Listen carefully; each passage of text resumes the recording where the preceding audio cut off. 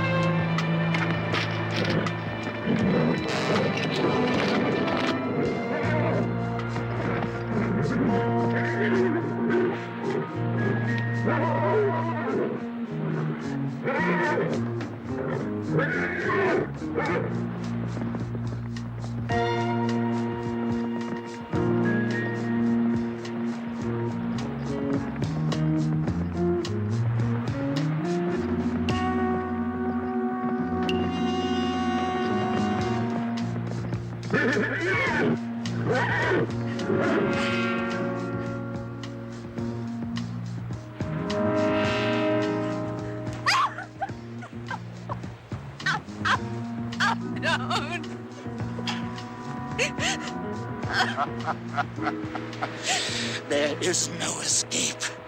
Can't you see that? Can you run away from the wind?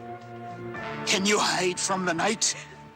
Please don't make me go back there! This is your place for death. Going back is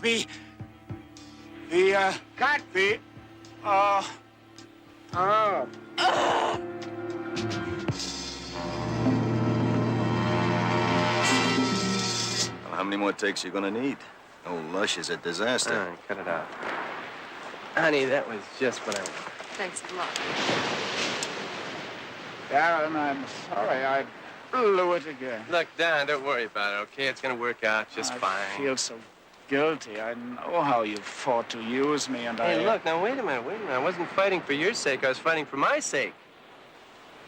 And just give it time. That quality you have in your old pictures, it's gonna come through. Remember, you're working with a better director than you've ever worked with before, okay? Hey, Darren, Yeah. if you want, I can make the ride by to the cliff for the long shot. We're beginning to lose our light, Carl. No point in shooting anymore. Bob? Yeah. Wrap it up. Okay, you heard the man. Wrap it up. All right, people. It's been a long, hard day of work. And I think what we could all use is a good dinner in town, okay? I think you're right. Got a deal, as long as the conversation on the menu is not about business. How about you, Dan? No, thanks. I think I better stay here in my trailer tonight. Study my lines. Okay. Well, I'll pick you up at the hotel at 8. You wear something nice and sexy, keep the locals thrilled. Okay. I'll see you there.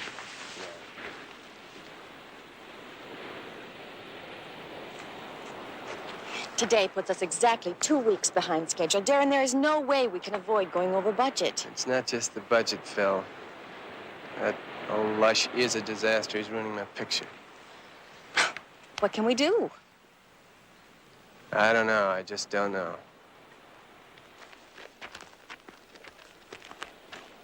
Okay, guys, load it up.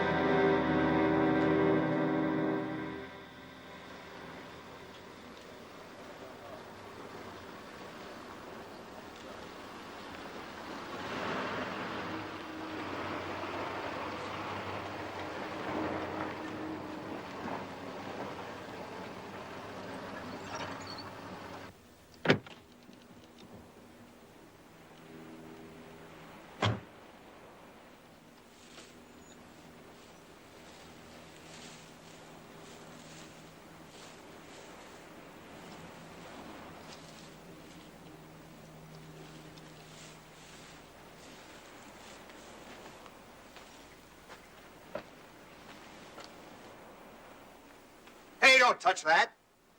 I thought the cops were supposed to keep you ghouls from the press out. I'm not a newspaper man.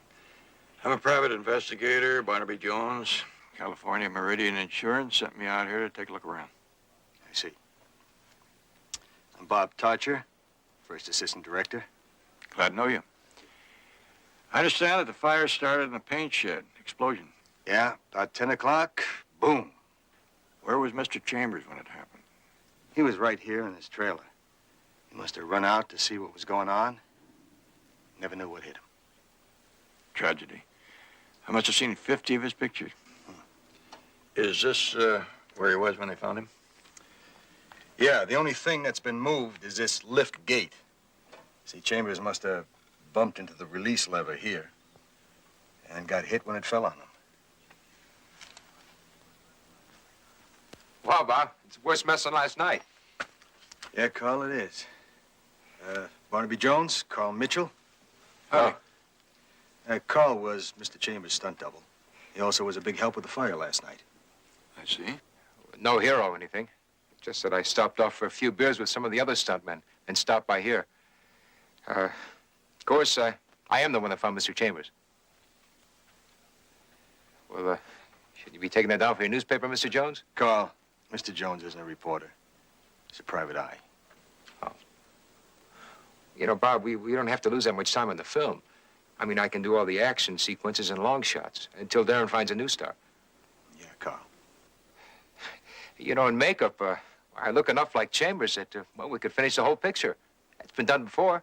Yeah, Carl, never try to con an old AD, huh? Why don't you save that for Darren Addison? He's the producer, the director. He'll pick the new lead. Sounds like a man I should talk to. Yeah, that's right. Excuse me, Mr. Jones, I got some work to do. Thank you very much, Mr. Tarcher. Mr. Mitchell, these lights, were they on when you found Mr. Chambers' body? Yeah. And with the light from the fire, the whole place was pretty well lit up. Well, with all this light, it seemed odd that he would run into a truck that he shouldn't have had any trouble missing. Well, we found an empty bottle of scotch in Chambers' trailer. Wouldn't be the first time he was drunk. It wouldn't be the first time that odds lost out to circumstances either, although it doesn't happen too often. You saying it wasn't an accident? Well, Mr. Chambers' life was insured for $1 million, and the movie for much more than that. Pretty expensive circumstances.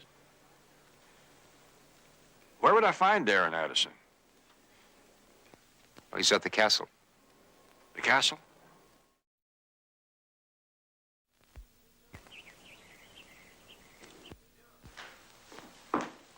Mr. Jones, I'm Darren Addison. Hi. You met my assistant, Miss Schaefer. Yes, she did her best to make me feel at home, as much as you can feel at home in a place like this. Yeah. Well, I thought the Gothic atmosphere would go with the film, so I rented it. A few years ago, when you made that Western, did you live on a ranch? Well, that was my first job as a director. You saw that? Yeah, it's a good picture. Nice uplifting story, you know. I understand you've gone a little way out since then. One of the fellows that does everything, what do they call him? Auteur. I think that's the word. I never could understand a man who could write, direct, produce. Mr. Jones, the sooner we settle this claim, the sooner I can get back to my thing. Yeah, well, I'm not an insurance adjuster. I'm an investigator. Now, that's funny. I never would have cast you in that role. But then I never would have had an investigator in the scene. There's no mystery here, is there? No, just a few little questions to clear up. Been some rumors back in L.A. Rumors? And my daughter-in-law, Betty, reads the gossip columns, and a couple of weeks ago, she read some rumor about there being trouble on the picture. Oh, Mr. Jones. Rumors are what Hollywood's all about. Some good, some bad. Who's in, who isn't. In the long run, it's performance that counts. Yes, well, the insurance people are paying me for a little performance, so, could I ask you where you were last night? Oh, we all went to dinner at the Regency Inn. That's Darren and Bob Tarcher, Fay Winston, and I. Thank you. Mind if I kind of poke around the location? No, go right ahead. Phil, clear it with Bob, will you? Oh, sure. Mr. Jones, you know you'd be right for another role? Country editor. You ever think of that? You know, some of the others thought I was a newspaper man, too. In my line of business, it's the other people that make the headlines.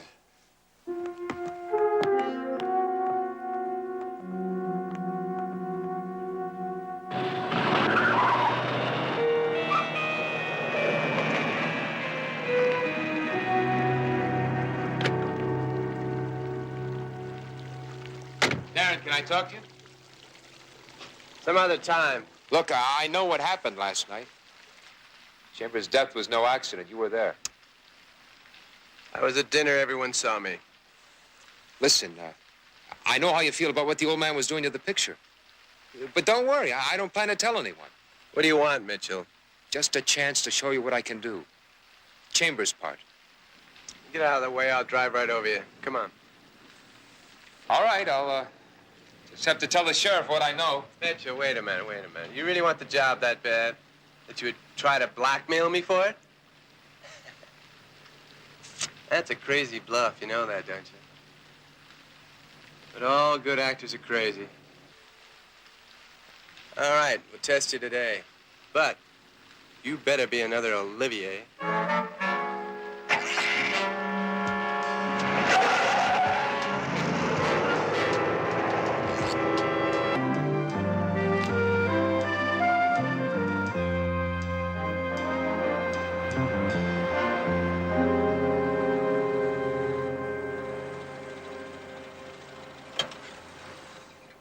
What are you doing out here with all that work back at the office?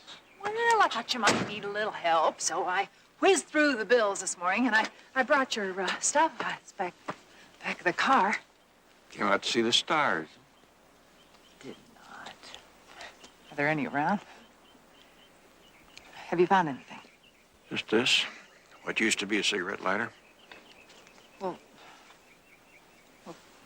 couldn't anyone have dropped this? I wouldn't have thought too much about it except for this. I'm sorry, Barnaby. With all this heady atmosphere, it's keeping me from thinking. But what does a charred padlock mean? Not only charred, it's unlocked. I found it over there by what used to be the paint shed.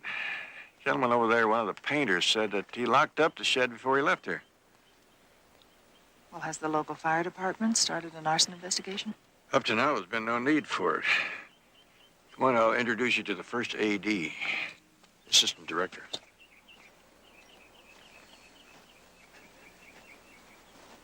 Mr. Tarcher?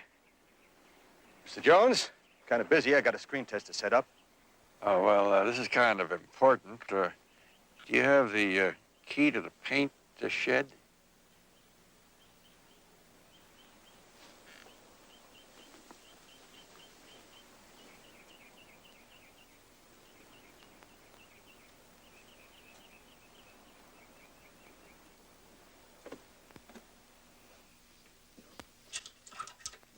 Here we go. Paint shed. Thank you.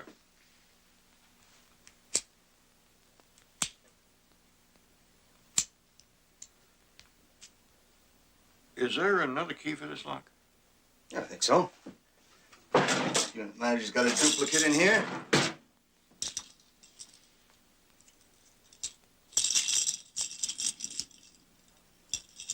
That's funny. The duplicate's gone.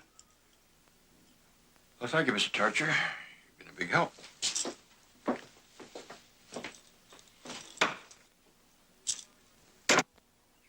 You know, these Hollywood people know all the camera angles, but there's one angle here I think they overlooked. Barnaby, I'm sorry. I still don't understand. Here's Chambers' trailer. Over there's where they had the fire.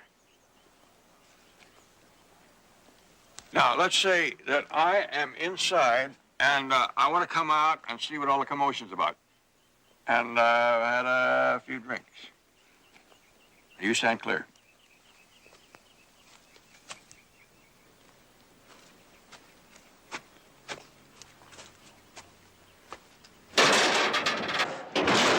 Barnaby! All right, Betty. Now, you see what I had to go through just to hit the lever? Yeah. That's only half the problem. Having hit the lever, how did I arrange to get under the lift gate before it fell? You think someone else released the lever? If somebody set the fire as a diversion to get Chambers out of the trailer.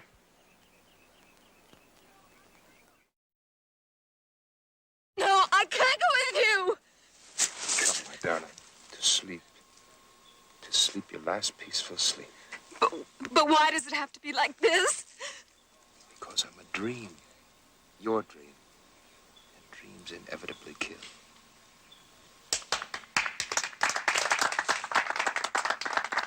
Oh, Carl, you were fantastic. I'm so happy for you. You were really great. Darren? Hey, Darren, what do you think? Darren, you've got yourself a find. Bob, get that film in the studio right away. I want that man's name in a contract tonight. Thank you, guys. Come on, Carl. Was it right? Was it what you wanted? You did your thing, Carl. You can be proud of it. No, really, Darren. Come on, Carl. We have all sorts of details to work out. Do you have an agent? No, I don't. Oh, it was really wonderful. Thank you. Thank you very much. Mr. Addison? Yes. I'd like you to meet... Your daughter-in-law, the one who reads Hollywood columns. How do you do? It's an honor to meet you, Mr. Addison.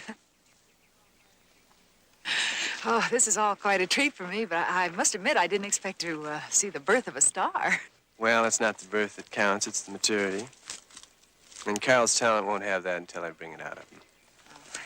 Mr. Jones, did you find the answer to your rumors yet? Well, it could be more than rumors. I may have found a murder. Oh, come on, Jones, really.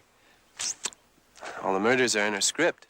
I know, but the happenings surrounding the death of Mr. Chambers could be just as clever.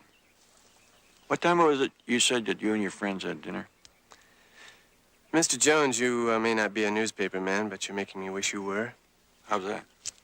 Well, you see, I still am not speaking to them. It's a pleasure meeting you.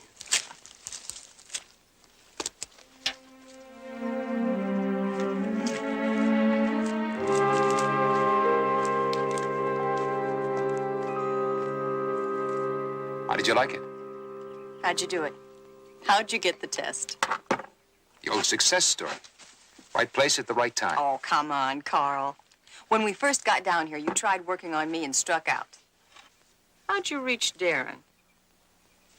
I told Darren I saw him kill Chambers. What? It's a plain old-fashioned bluff. Saw a little, said a lot. Carl, you're sick. Am I? Then why'd he test me? Because he's scared.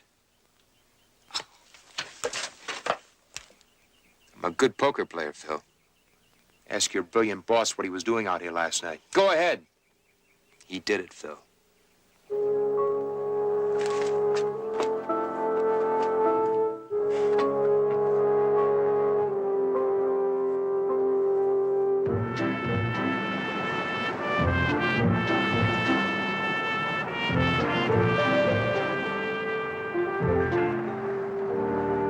Yeah, sure. I waited on the Hollywood people last night.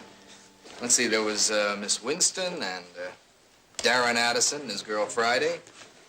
Oh, and that Tarcher fellow. Miss Winston has a suite here, you know. No, I didn't know. Well, you have a good memory. How long did the dinner last? Oh, they're very sophisticated people. Before dinner drinks, after dinner drinks, wine. They must have been here for 3 hours. I don't know, sometime after 11. Anybody leave early? You know, I had a lot of people to serve.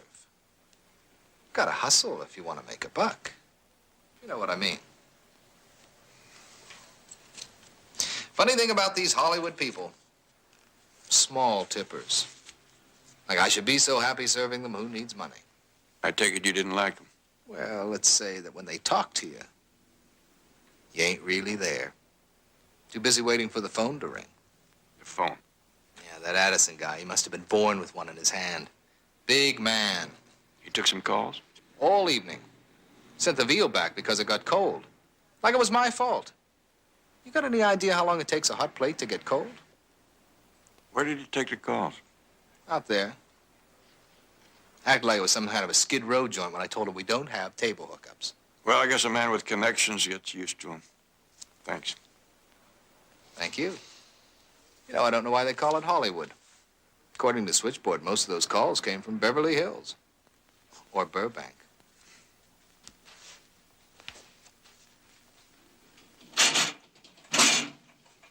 Oh, yes, Miss Harmon, as Mr. Jones is doing an investigation on the cause of death, he thought that if it was possible to pin down the rumors about the picture, it might help.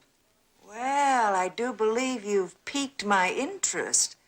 With all this investigating going on, maybe I better get up there myself tomorrow. But the information. Don't you worry about that now. I promise you, when we all get together, we'll have a very interesting chat. I look forward to it.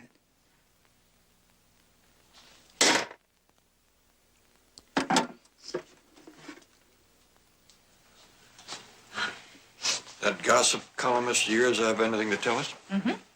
She said I piqued her interest. She's coming up here tomorrow personally. Piqued. Look, I'm not one to go running the contract, Ross, but I do have creative control, and I want Mitchell for this film.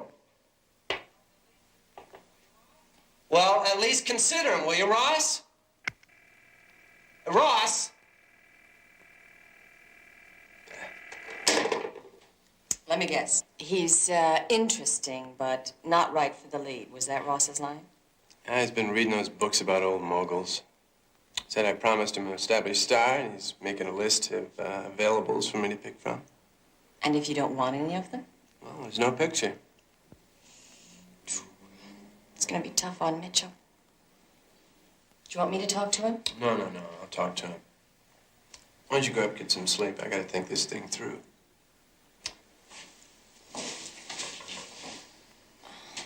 Darren, about Mitchell. No. Don't worry about him. I'll talk to him. I'm so used to turning people down, I'll have him smiling by morning. How's that, huh? Okay, good night.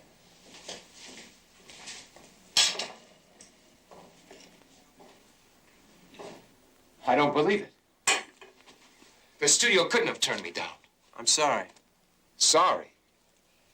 Oh, no, you're gonna do more than just be sorry, Darren. You're gonna give me that part. Look, Mitchell, you're not listening to me. I tried. I've done all I possibly could. Not quite all, Darren. You haven't gone to prison yet. And you will if you don't figure a way. Look, there are gonna be other pictures, other parts. Now, you got my word, all right? So did Chambers. You want me to tell that Mr. Jones just how you kept it? Don't talk nonsense. Nonsense? Is that where you're sweating? You want me to describe it for you, Darren? Or maybe I should act out just how you started the fire, work the liftgate.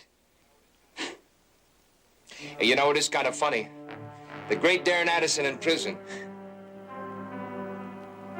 Hey, Darren. I know. You could always start a little theater group.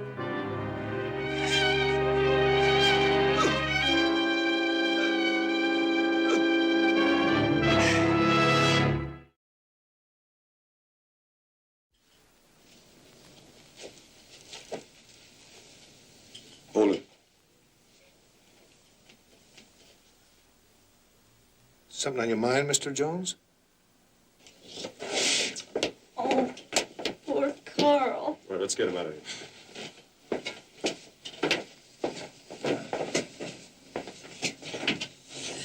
How stupid. How really very stupid. Should have known better. Known better about what, Mr. Addison? Oh, actors, they're over-emotional, like children. I should have made sure someone stayed with him last night. Did you see Mr. Mitchell last night? Well, no, I talked to him on the telephone. I told him the studio refused him for the lead. You called him? What time? 11, but he called me. Good. The switchboard ought to be able to confirm that. Help fix the time of death. Oh, I don't think so. Carl called from a payphone, didn't he, Darren? Yeah, he was too nervous to stay in. I shouldn't have told him. You were with Mr. Addison when you received the call? Yeah, we were working very late on the script last night.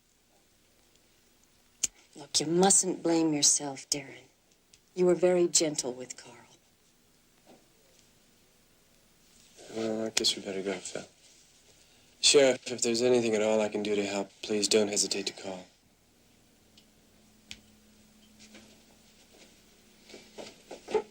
I have to go, too. I'm expecting a very important guest. Oh, well, have a nice day, Mr. Jones. Thank you, Sheriff. If I do, you'll be the first to know.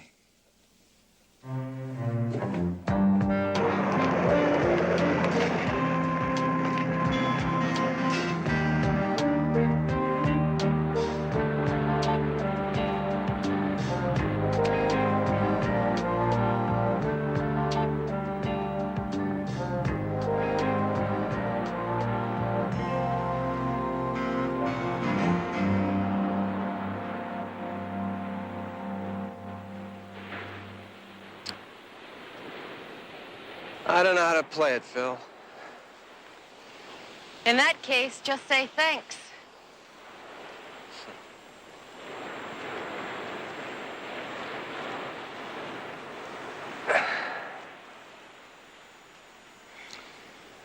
You lied for me. Why?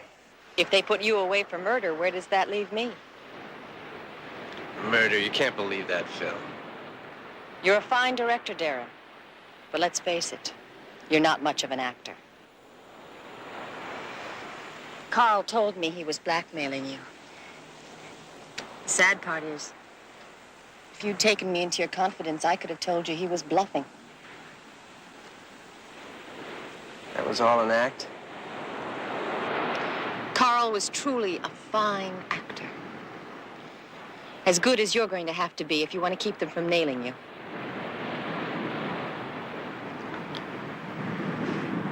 Will you help me? Yeah. But you'll have to cooperate and let me work everything out. Okay, it's all yours. Now, how did you get into that paint shed? With a key from the production trailer. You still have it? Yeah. Good. That's all we need. You've always been here taking care of me, haven't you? And I didn't even know. You've always loved me, haven't you? And you've always known it.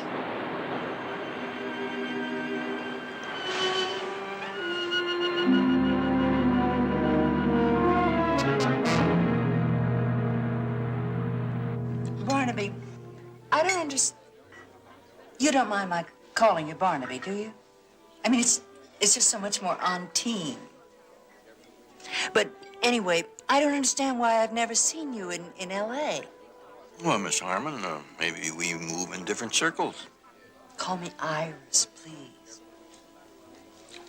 Do you know, I've never met anyone like you. I've never met anyone so, so people. Miss Harmon, And that's a compliment coming from me. Believe me, any of my readers can tell you that, because you just don't meet very many real people in Hollywood. Isn't that right, Betty? Betty? And she's absolutely right, Barnaby. well, in that case, thank you, Miss Harmon. Iris. But weren't we going to talk about some other people? Well, according to my sources, the trouble on this film went a lot deeper than the late Mr. Chambers. It's true, he was in terrible shape and getting worse every day, but he was also having a really bad effect on the enfant terrible. What kind of an effect? Well, he was shaking Darren's confidence. Not that it couldn't use a little shaking, but that doesn't help the making of a film very much, does it? And from what I hear, Image of Evil is a bomb. A bomb? El Stinko. They tell me that the studio bosses are absolutely loathe the dailies. Dailies, that's the film footage that they shoot every day, you know? Anyway, they tell me that before Mr. Chambers' death, they were seriously considering firing not only him, but Darren Addison as well. Does Mr. Addison know that? Well, he should. I mean, the rumor mill works both ways, you know? Just how serious is that to be fired from this one picture? Oh, darling, for Darren, it's a disaster. I mean, This is his first big budget film. Now, if he blows this one, he'll probably never get a big production again. It's a pretty powerful incentive to make some changes, don't you think, Barnaby? Yeah, well, now he'll be able to make all the changes he wants to. Well, I mean, after the insurance company pays off the studio, he'll be able to start all over again from scratch. With everything, including a new star. That's interesting. It's very interesting, Miss Harmon. Iris, remember? Iris. Oh, Barnaby, you haven't heard anything yet. I have the most delicious, nasty little stories to tell you.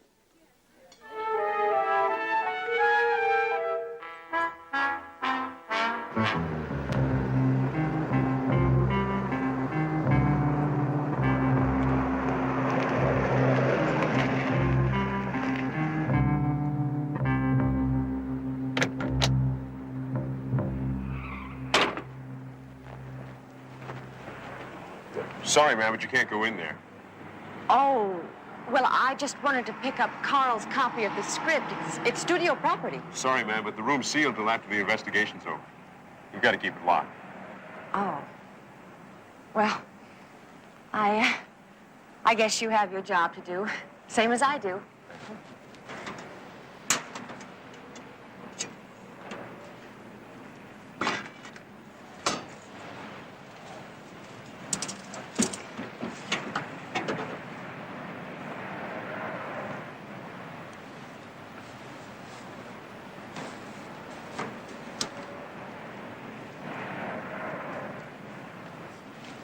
Weren't you directing traffic while we were shooting near town the other day? Yeah, it was. Nice of you to notice. Well, that's part of my job, too. Noticing an interesting face for movies. Deputy, what did you say your name was? Price, Deputy Jack Price. Well, now, Jack, tell me the truth now. Can you ride a horse? Sure. Well, because you know we're going to need a new stuntman now. Well, they do say you can make good money at that. Couldn't be any more dangerous than being an officer of the law.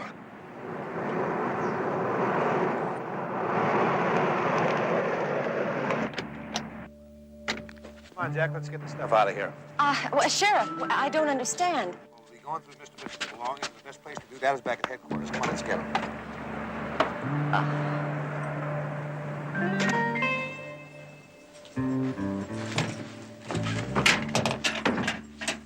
You better check the bathroom.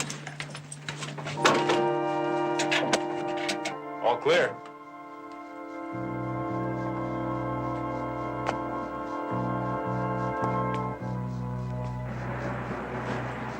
But can't I at least have the script? Sorry, ma'am.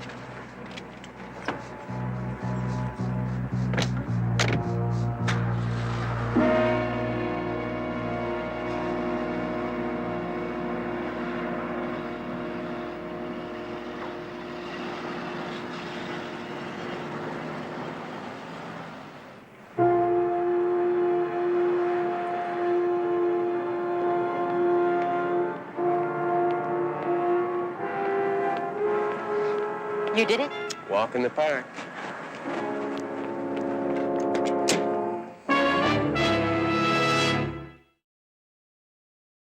That clinches it all right, Mr. Jones.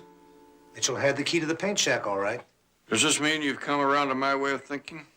Well, I'm willing to accept the fact that the paint shack was broken into and maybe even that Chambers was murdered. But the way I see it, Mitchell killed Chambers because he wanted the part. That's what they call showbiz, isn't it? It doesn't seem logical that he'd work so hard to get ahead and then kill himself so soon. Yeah, but he didn't get the part. Found out it was all for nothing. Here it is, Barnaby.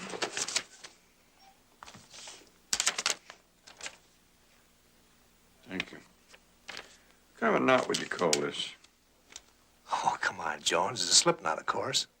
Coroner's report said that Mitchell had a tattoo on his arm, USN. Seems to be any sailor would know at least 6 knots would be more efficient than this one. I checked Mitchell's insurance records, Sheriff. He was in the Navy for 3 years. You mean to say you think Mitchell was murdered, too? Maybe. I could just explain how this key got in his wallet. That room was sealed off. My man wouldn't let anybody get past him. Only person who tried was that gal who's been hanging around with Addison. Phyllis Schaefer? Uh-huh. May I use your phone? Yeah, go right ahead. But we can pick her up if you want to talk to her. No, not yet. Sometimes the best results don't come from the lever that you've got, but who you select to pull it. Darren, I know what a pain the press is to you, especially my kind of Well, press. Iris, you keep coming around with that good gossip and we could become the best of friends. Your information is accurate, right? Well, it comes right from the horse's mouth. According to Barnaby Jones, his investigation is over. Both he and the sheriff agreed that Chambers was murdered by Carl Mitchell? That's the official word. Well, good luck, Darren. And don't forget, an exclusive interview the minute you get back to L.A. Phyllis, dear, would you show me the way to my car? Oh, of course, Miss Harmon. This way.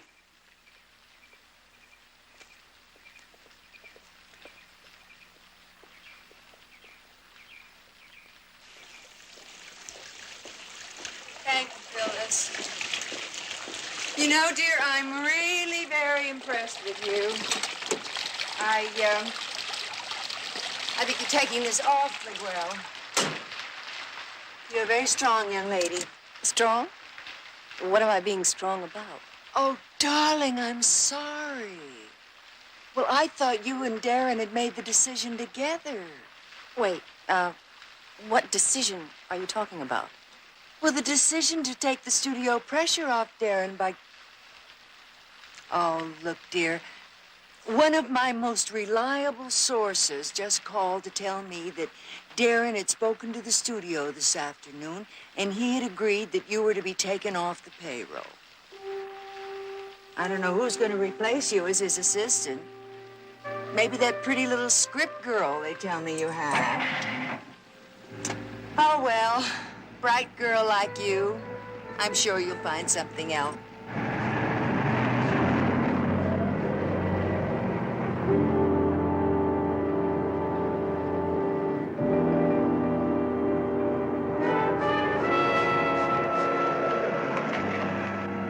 I laid it on pretty thick, Barnaby. You better be right.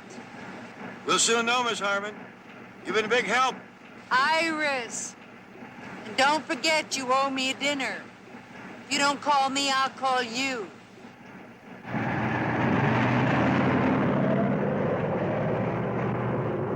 That's nonsense, Phil. Why would I fire you? Because you're the great Darren Addison. Because you're still so full of yourself you don't understand that you still need me. Look, I know a good thing when I have it, and you're the best thing that ever happened to me, Phil. No, Darren, babe.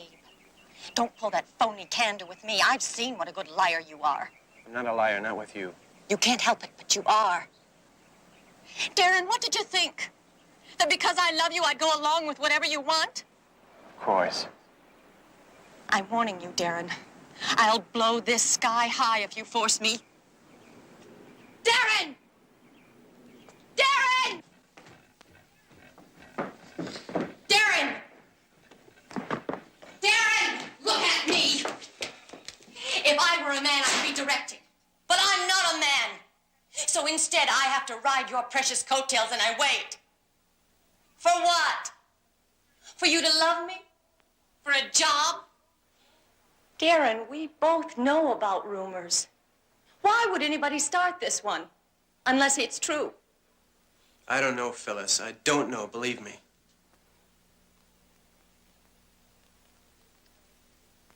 I would have done anything you asked.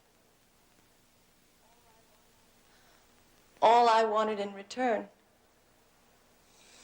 was to be along for the ride.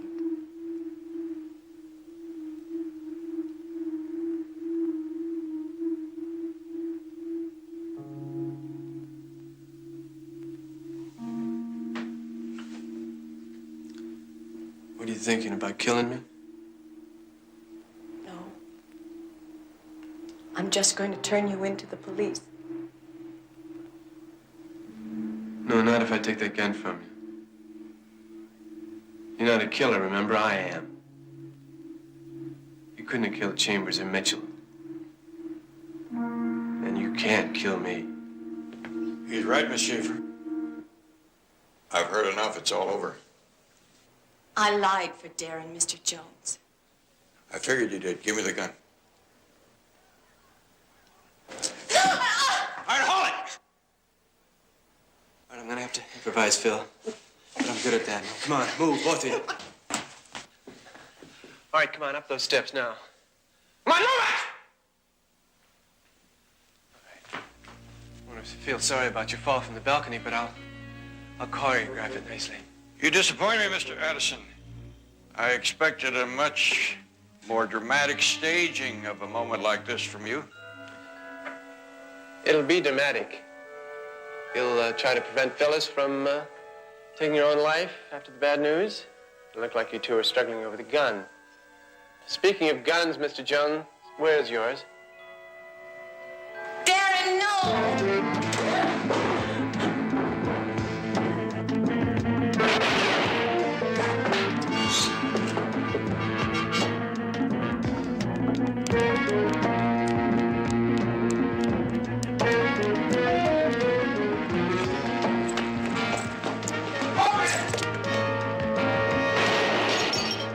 You tried, Mr. Jones, throw your gun out!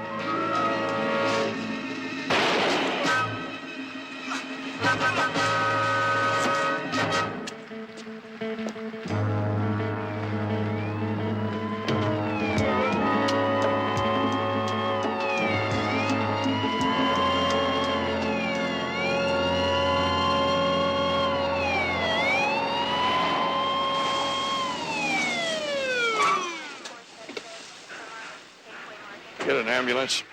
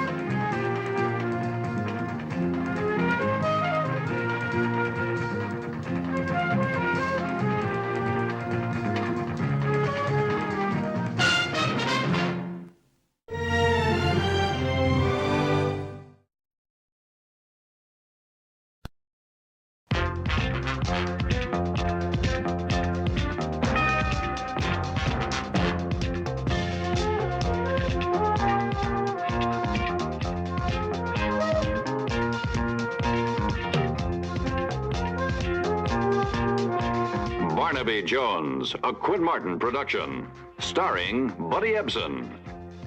Also starring Lee Merriweather, Mark Shera, with guest stars Darlene Carr, Gary Swanson, David Hollander. Tonight's episode, Victim of Love.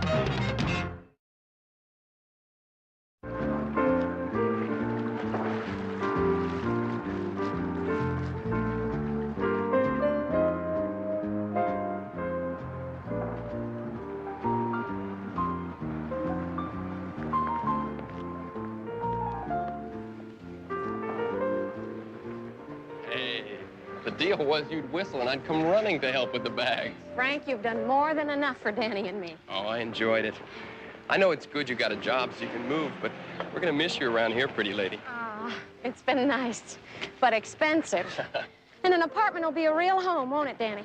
As long as it has a swimming pool. He's really water safe now, thanks to you.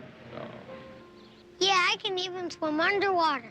Yeah, well, you keep practicing your front crawl, Tiger. That's it. And work on your breathing.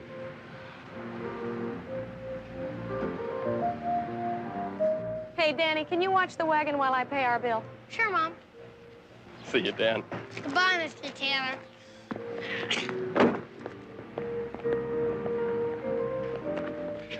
Julia, listen. I don't want to lose track of you. How about dinner sometime? Yeah, I'd like that. Give me a little time to get settled, and I'll call you, all right? Okay, sure.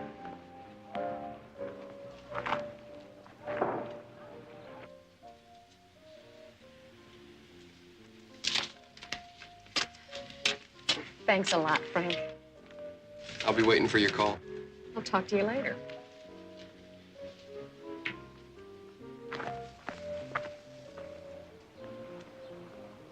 Oh, well, hope we haven't forgotten anything. Uh-oh. Where's your baseball and glove? It's on the table by my bed. I forgot. I'll be back in a second. Don't go away without me. Morning, can I help you? You're a real lover boy, aren't you? Got nothing to do but lay around in the pool, work on your California tan, and hit on all the lonely chicks passing through. Wait a minute, man. We keep very little cash here. I don't want your cash. I'm gonna teach you a lesson about what happens to a punk who fools around with another man's wife. What are you talking about, man? I saw you out there just now with her. You got all the fancy moves, huh? You're Julia's husband. She told me she was divorced. That's your specialty, right? Women who are alone.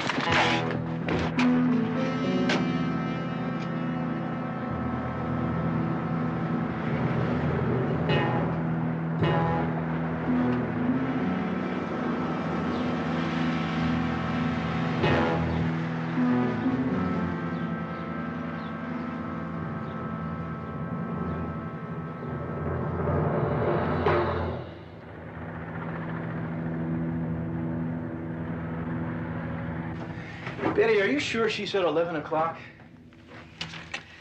11 a.m., Mrs. Julia Schumacher, old friend from Chicago. Betty, I'm getting the impression that Jedediah's memory of the lady does not suggest icy winds blowing in off Lake Michigan. Oh, Barnaby, you know how it is when you've had a crush on the girl down the block since you're 12, and all of a sudden she's the homecoming queen, you know.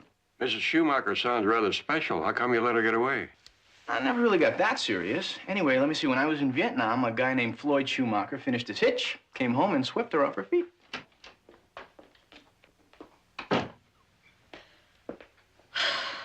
I don't believe it. Oh. How did you find me?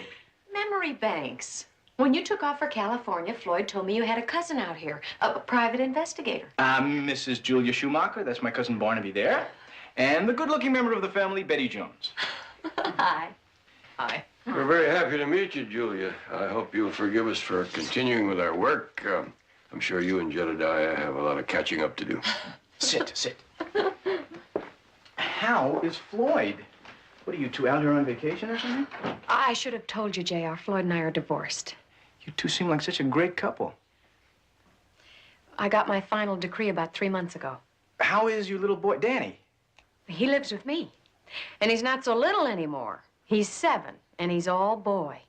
How long have you been in town? Well, about a week. And you're just looking me up now? I'm not sure how to take that. Well, I wanted to get settled first.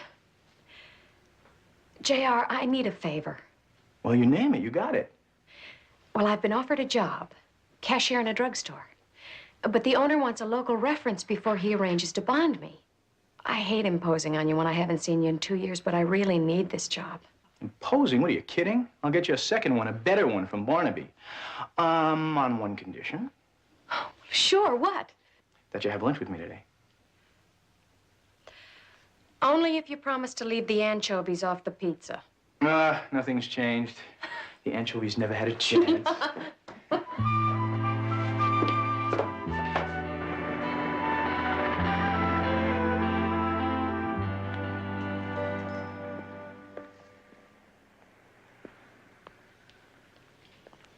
Mr. Arnold, I'm the man who phoned to find out if Julia Schumacher applied for a job when she was here yesterday.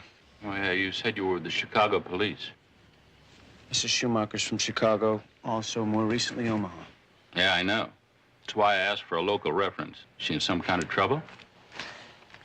I'm going to take you into my confidence, Mr. Arnold. I'm on special assignment investigating an interstate narcotics ring. Mrs. Schumacher's under 24-hour surveillance. Such a pretty lady. Nice, too. Hard to believe she's a criminal. Exactly what she done. Well, I'm not at liberty to discuss the case with you, sir, only to ask your cooperation if you should hire Mrs. Schumacher. What sort of cooperation? We'll be staking out the premises. All we'd like you to do is let us know if any narcotics disappear.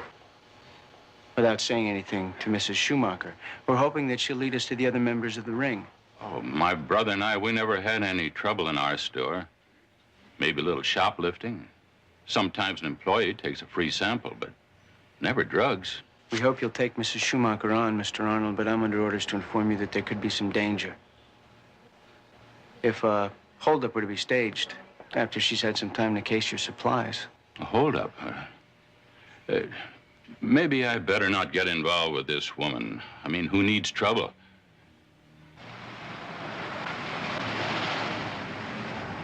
Oh, lunch was marvelous, JR. Especially having it with you. But you want me to mind my own business, right? No, it's just that hearing only my side of the divorce makes me sound like a martyr. It's not fair to Floyd. Well, he's my friend, too. You know, I just want things to work out for the both of you. Well, at least things have started to work out for me.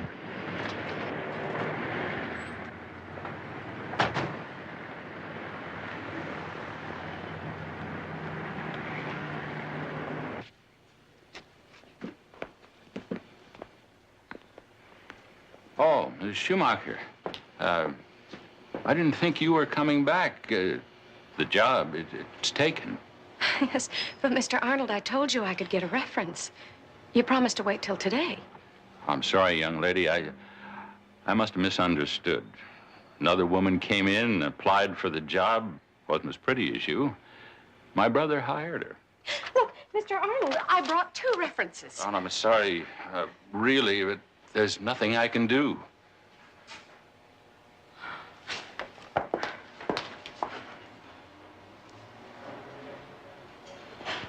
Mr. Arnold, did someone talk to you about me? A man from Chicago with a detective's badge. Please, Miss Schumacher, it's like I said. My brother hired someone else.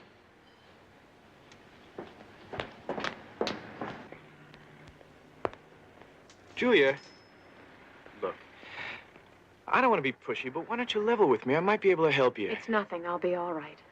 Now, look, I heard you ask that man about a guy from Chicago with a badge. Now, is that Floyd? Come on, is he out here, too? I'm not sure. But you're right. I haven't been telling it like it is. I never could fool you. I don't know why I tried. Why would you want to? I suppose I didn't want to admit I'm afraid of Floyd. What do you mean, physically? Even though he's never touched me. But, JR, the last year of our marriage was hell. What happened? Well, Floyd had been on Vice about 3 years.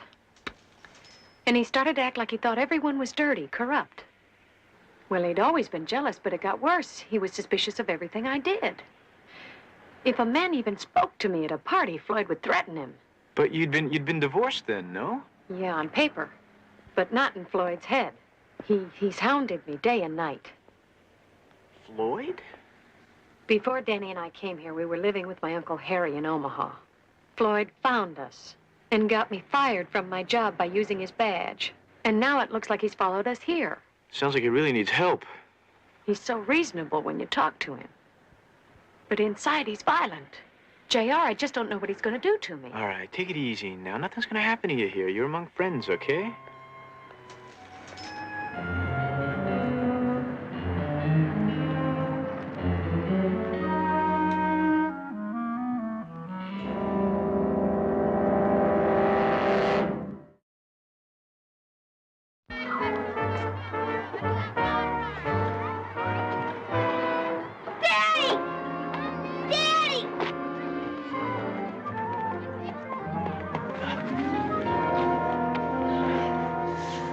Missed you, damn boy.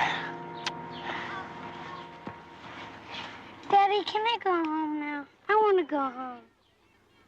Sure. Sure, we can go home. You mean that Floyd actually punched out a guy at a party? Yes, someone we hardly knew. The man was just talking to me. Thank God he wasn't seriously hurt.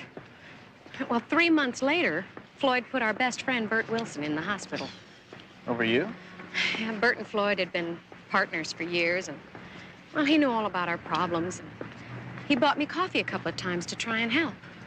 And Floyd thought we were having an affair. Hello, Mrs. Schumacher. Here to pick up Danny already? Yes, I'll get him for you. Did the department ever find out that Floyd assaulted his partner? Well, Bert tried to cover it up, but there was just no way. Floyd was suspended and told to see a police psychologist. Smart move. Yeah, but he only went a few times. And then he just dropped out and sat around the house drinking. A lot. So that's when I filed for divorce. Mostly for Danny's sake. For all our sakes. One of our student counselors took Danny's group over to the playground. Being so close to us, we like the children to run off some steam before going home, weather permitting. Well, that's nice for the children and their parents. That's what your husband said. He's already over at the playground waiting. My husband? What playground? Where? On the other side of the building.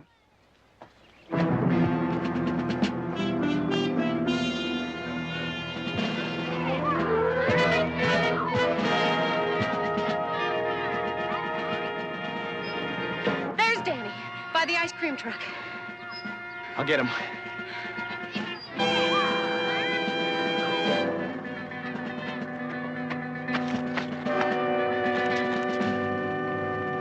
JR, I don't believe, what are you doing here? Julia and I were looking for Danny. She didn't know you were in town, Floyd. Just blown from the Windy City, old buddy. I was gonna look you up tomorrow. Yeah, you remember JR, don't you, son? Sorta. Hi. Hi, Danny. It's been a long time. Danny. Just thought I'd surprise you, honey. Still beautiful as ever, isn't she? How'd you find us this time, Floyd, Uncle Harry? I just heard you were out here, and I wanted to, see Dan Boy and you. Floyd, let me talk to you for a second, okay? Well, what is it with you two, anyway? Julia told me about your divorce and some trouble with your partner. Now she says you won't leave her alone. You know, I don't want to get in the middle. Whoa. Cool it, pal. I thought we were friends, remember? Well, I still think we are.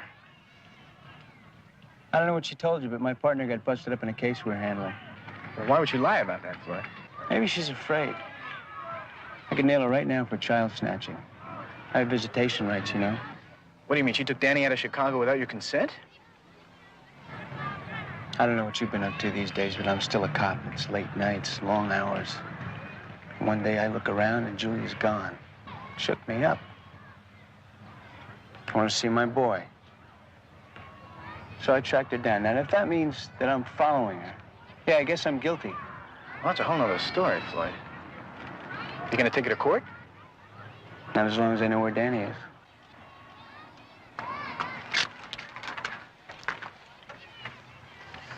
I'm sorry we can't have some more fun. But I gotta go meet a friend and see if he can put me up, okay? Do you have to go? Mm-hmm. I'll be back, though, I promise.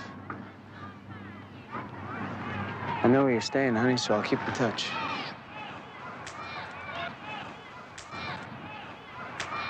We gotta get together, tell some old war stories, JR. Hey, make it soon, huh?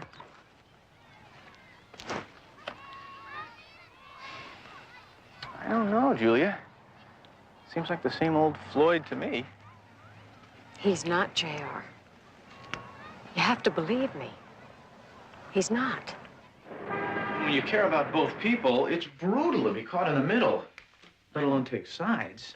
JR, but Julia is divorced. She has a right to live her own life. That may be, but family quarrels are a ticklish business. 9 times out of 10, the friend who tries to help usually winds up being the loser. Where are Julia and the boy now? At their apartment. I came back here to check out Floyd's version of what happened to his partner in Chicago. Any luck? Oh, yeah. Talked to Chicago just before you came in. Partner's name is Bert Wilson. He corroborates Julia's story completely, not only about Floyd taking him apart, but how Floyd's never stopped interfering in Julia's life. When did Schumacher leave the force? How did you know that? Stands to reason when an officer in the kind of trouble he is starts flashing his badge in places where it's bound to be reported, he's already lost it. Well, the badge must be a phony, because he was fired 6 weeks ago. I'd better get over to Julia's place.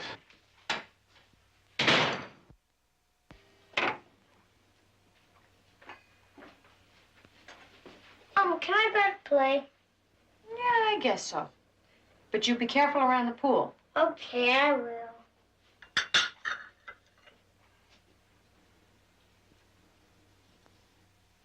Danny, I want you to play in your bedroom for a while and keep the door closed. Will you do that for Mommy? You said I could play outside. Not now, Danny. I mean it. In your room. No fair.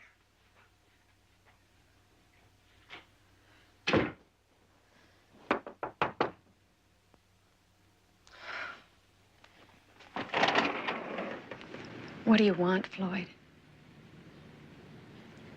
Just a few minutes of your time. It's not a lot to ask, is it? Don't make me stand out here, Julie.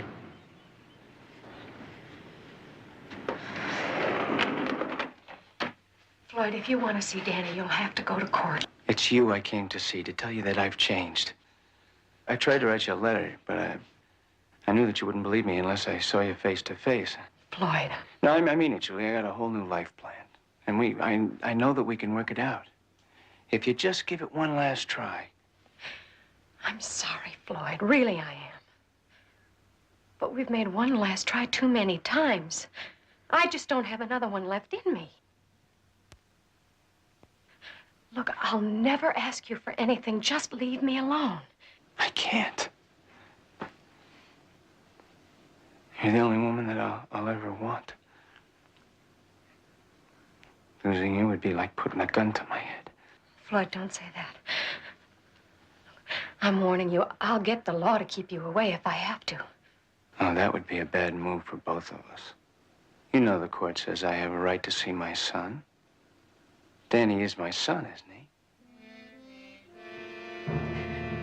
Floyd, if you really care about Danny, then let me make a life for him. He's too little to handle what you're doing to him. You'll tear him apart.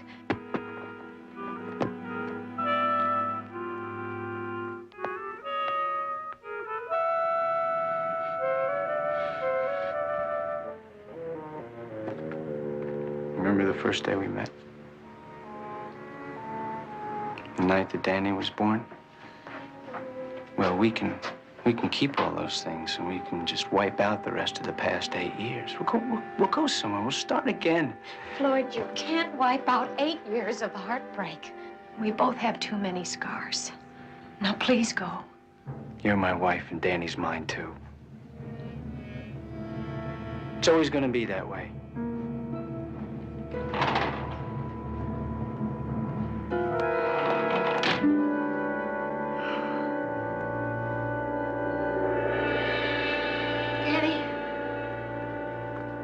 Danny, you can come out now.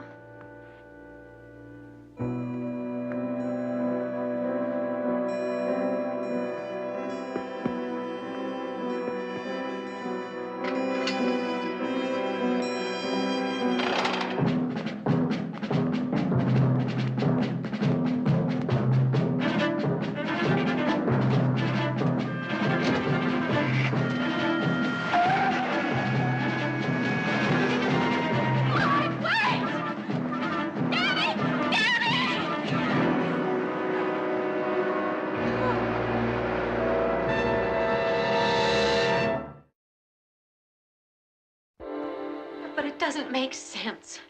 Why would the police take Floyd's side? The court gave me custody of Danny. But Floyd was awarded visitation rights, and you took Danny out of Chicago specifically to keep him away from Floyd. I had to. For Danny's safety. Now, does that make me a kidnapper? No, it does not make you a kidnapper. Parents are exempt from the federal kidnap law when it comes to their own children. The FBI has no jurisdiction whatsoever. Well, then who does?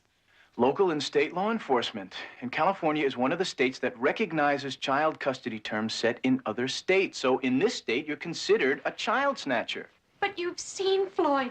He can't be trusted with Danny. I wish he could. The boy loves him.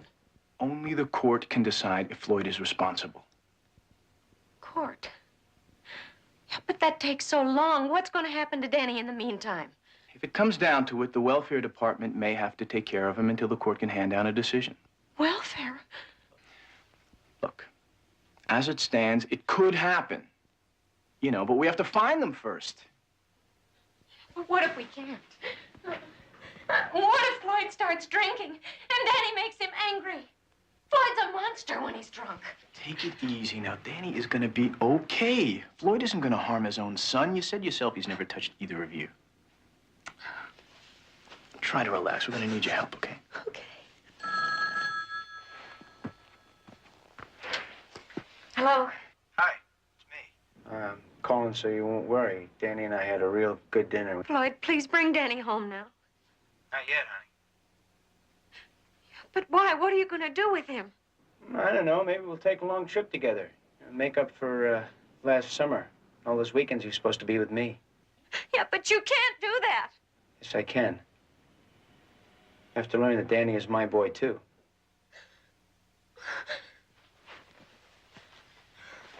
Floyd, it's JR. What the hell are you doing there? Supposed to be my friend, and I catch you hitting on my wife like all my other friends? Floyd, will you knock it off? Now, I'm doing my best to help the both of you. Why don't you just bring Danny back? We'll work things out. Julie's had him a long time. I didn't realize how much I missed him. I'm thinking of keeping him.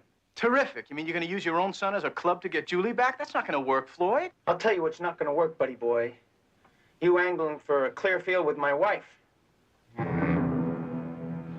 got a message for both of you.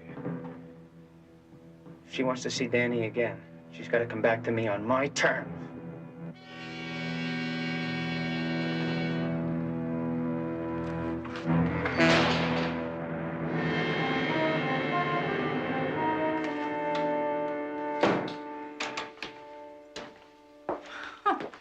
Well, aren't you the early bird, though? Yeah, the Jones family has a reputation for catching the proverbial worm. Oh, really? What happened to JR's side of the clan? Jedediah takes after his late father. Monroe and I used to do a little fishing when we were kids, but he never could see the sense of digging for worms when you could buy a can of them for a nickel. Trouble is, I used to have to lend him the nickel. That sounds like JR's side of the clan, all right. Morning. Morning. What is this, more stuff from the Sherman Art Collection? Looks like we have enough paper here to print a congressional record. The real tough part of this case is going to be checking out the security system. I want you around at that time. Okay, Barnaby, I'll be there. You know, I am really worried about Julia. Oh, how's she holding up? Well, I just talked to her before I left my place. She hasn't heard from Floyd since I talked to him last night, and she is coming apart at the seams. Jedediah, I took the liberty of calling the Chicago police early this morning. You talked to Burt Wilson? No, I talked to an old friend of your father's and mine who put me in touch with a police psychologist who tried to help Schumacher. Well, what did he say? Well, apparently, Schumacher was a pretty good cop until a little over a year ago. Even then, boys upstairs tried to save his bacon by transferring him from vice to a robbery detail. It didn't work out? He was too unstable. Did the psychologist mention anything about Floyd's hang-ups? Schumacher didn't open up much, but he did take some tests. The results are bad news. He has strong suicidal tendencies and a very high violence curve. Oh, that's a really deadly combination. What happens if Floyd disappears with Danny? Or worse? I don't really think that's likely, Betty. Floyd's jealousy of Julia runs too deeply to leave her behind. The cold fact is, Schumacher appears to fit the tragic pattern you read about in the newspapers, where a man kills all the members of his family and then turns a weapon on himself. Oh, I better get over to Julia's place. Jedediah, the psychologist mentioned one other thing. Maybe Mrs. Schumacher can explain it. How can I explain something that just isn't true? Julia, I believe you. But according to Barnaby, that's what Floyd told the police psychologist. That Danny isn't his son? That he isn't sure he is. It's funny how things come back to haunt you. You want to tell me about it? Well, when Floyd got back from Vietnam, it was almost like I'd been waiting for him. In a month, we were engaged. We wanted each other so much we didn't wait. And I got pregnant. And that's when you got married. Later on, when Floyd got turned off women, he got this twisted idea that, well, if I was so willing with him, that there must have been others. And that I married him because I was already pregnant with someone else's child. JR, there were no others. Ever. I'm sorry to put you through that. But we have to know where Floyd is coming from if we're going to deal with him, you know. Does Floyd have many friends here? Only you that I know of. Oh, no, wait a minute. When we saw Floyd at the park, didn't he mention something about meeting a friend who was going to put him up? That's right. Wait a minute, there is someone. Al Carter. He and Floyd were buddies in Vietnam. All right, good. Where can I get in touch with him? I don't know. Well, he moved here a couple of years ago from Chicago to work as a salesman for some sporting goods company, I think. Do you know the name of the company? Oh, I'm sorry, JR. All right, let's be calm. Now, if that's Floyd, try to get him to talk to you as much as possible. See if you can find out where he is. Hello? I memorized your new phone number like you told me to. See, Mom? Oh, Danny, what a good boy. Dad said we'd see you soon. I miss you, Mommy. Where's your father, Danny? He went to the car to get something and told me to wait here for him. Hold on a minute, honey. Don't hang up. He's alone. Floyd went to the car to get something. Ask him if he knows where they are. Where are you calling from, Danny? Travel Town. There's a lot of trains and engines. Travel Town. Hold on again, son. I know the place. Tell Danny to hang up. See if you can get Floyd to stay around there for as long as possible, okay?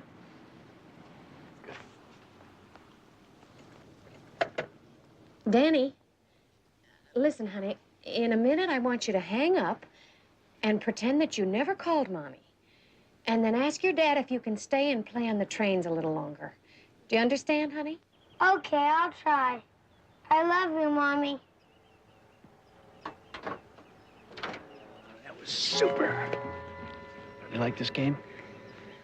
Uh-huh. I like hide and seek, but Mommy sounded funny. I think I should go home now. Okay, fella, but first I want you to go and hide in the car, okay? And you wait there till I come and get you. You got that? Okay, sure, but not too long. Okay.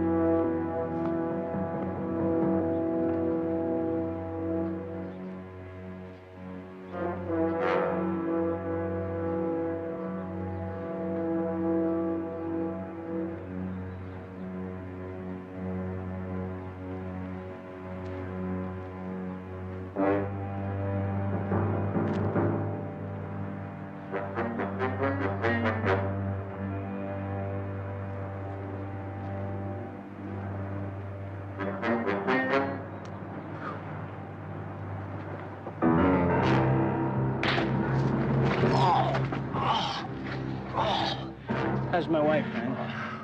I know you were tight with her before I came along, but she married me. And you shouldn't have tried to pick up where you left off. You're way off base, Floyd. Everyone knows you were there with her before I got there. Now tell me about it. Is she as good as you remember? Listen to me, Floyd. You're coming down on a friend again. I warned you that Julie was off limits. And you should have listened. I'm getting tired. What are you doing?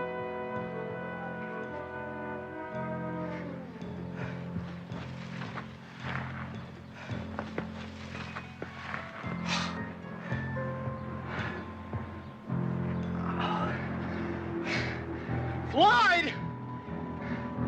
Wait a minute!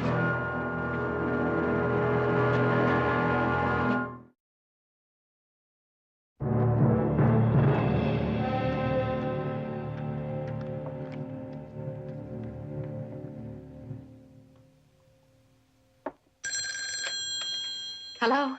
Hello, Julia. Sorry this isn't JR. I had Danny call from the train so that you'd send him to me. Floyd, you didn't hurt him. I wanted to get him away from you so you could think straight, because this is the last chance you're gonna have to see Danny ever again. Please don't say that. It has to be that way.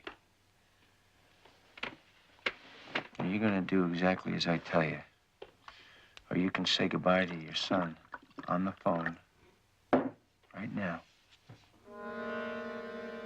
From now on, it's gonna be the three of us. Or none of us.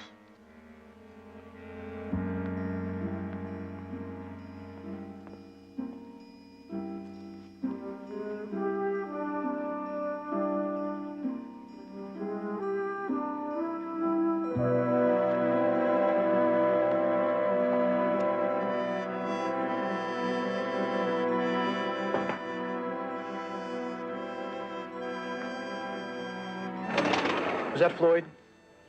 No. What happened? Are you all right? Julia, I don't have time for games. You were on the phone. Was that Floyd? All right. It was him. He said if I don't go to him, I'll never see Danny again. So I'm going. Are you telling me that you're willing to go back to him? To stay? Just till I find a way to get Danny away from him. Julia, that is much too dangerous. JR, you didn't hear Floyd's voice. I can't take any chances. Look, I don't care about myself anymore. Only Danny. Well, I happen to care about the three of you. Now, Floyd is a very sick man. Do you know what the police psychologist told Barnaby? That he might be suicidal. Or worse. JR, I know that I should listen to you, but... I've got to get something for this headache.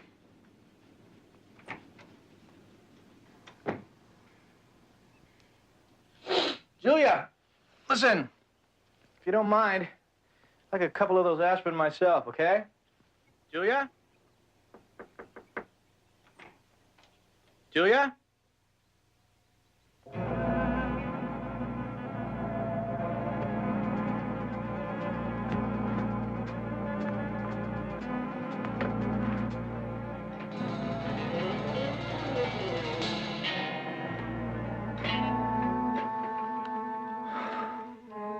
Betty, listen, I need your help really fast. I have to locate a sporting goods salesman by the name of Al Carter.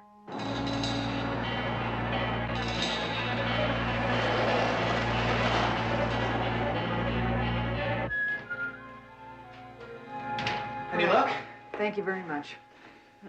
No, except a few people are going to call me back.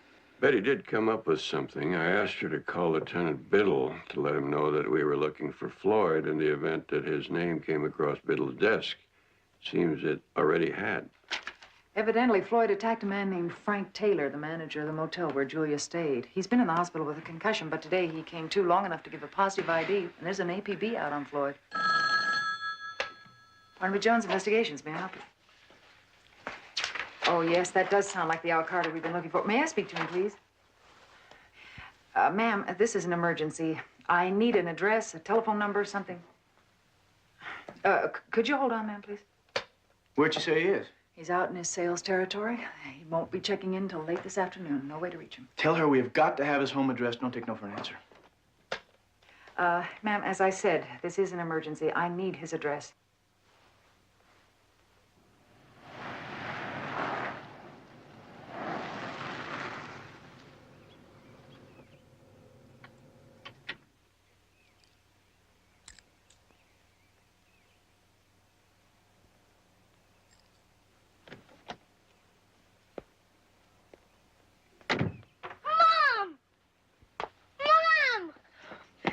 Oh, Danny.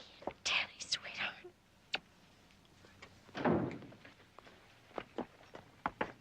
She came back just like you said.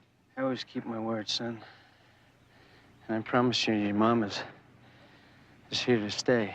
Our whole family's back together again for good. Isn't that right, Mom? Yes, we're back together, Danny. You've been drinking. You give your mom a big hug, Dan boy. I love you, Mommy. All right. Now let's go get my gear and hit the road. Come on.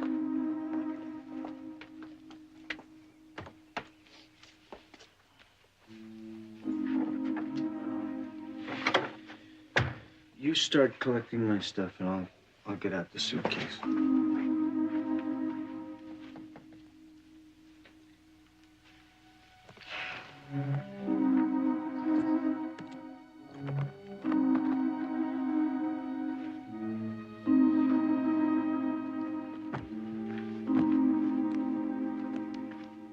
Julia.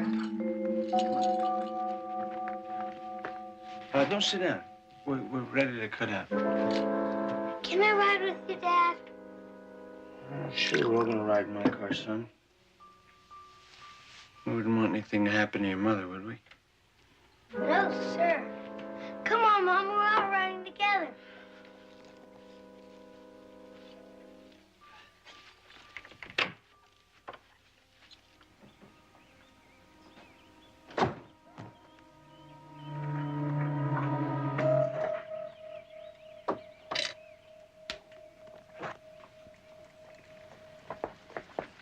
Danny, did you remember your baseball and glove? I always forget the dumb thing. Honestly, Danny. I'll go and get them. No, the house is locked. Your dad'll have to get them for you. I'll be right back.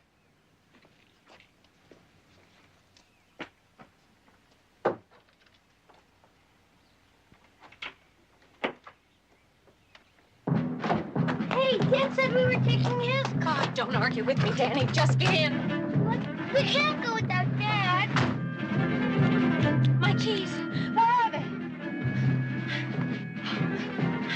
Get out, Danny. Hurry. What's the matter? Just do as I say.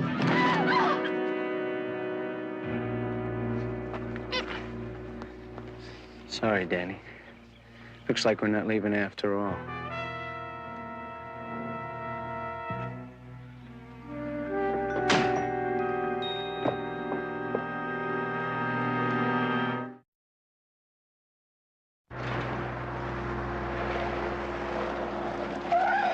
I sure hope coming out here wasn't a wild goose chase, Barnaby. There's nothing else we could do. A phone call might have forced Schumacher's hand. Here it is, I found it. Okay, you gotta make a right at the next corner.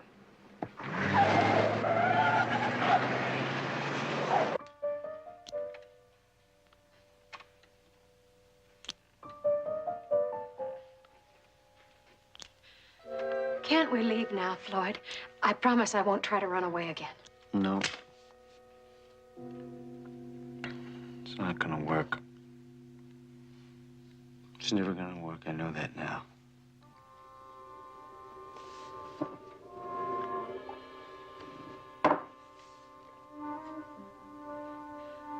Don't worry, Mom. He'll go to sleep in a while. Then when he wakes up, he'll feel better. He always does.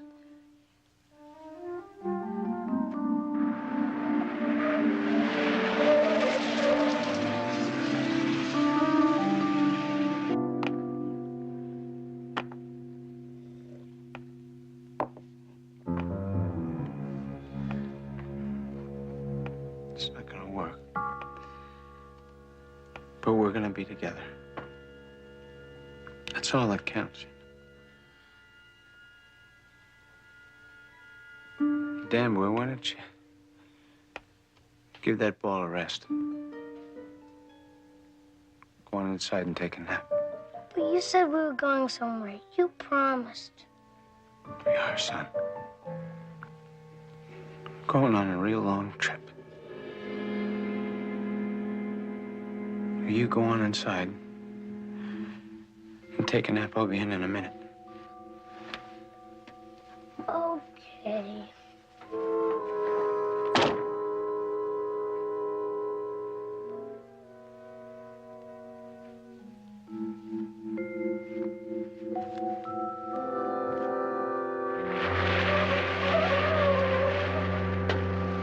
His car right there.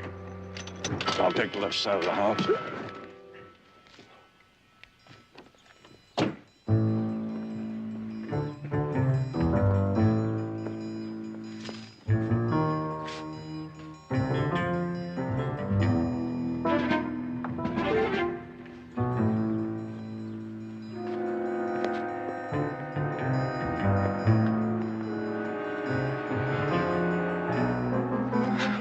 there, all right, with Floyd. He's got a pistol and a half-empty bottle. What about the boy?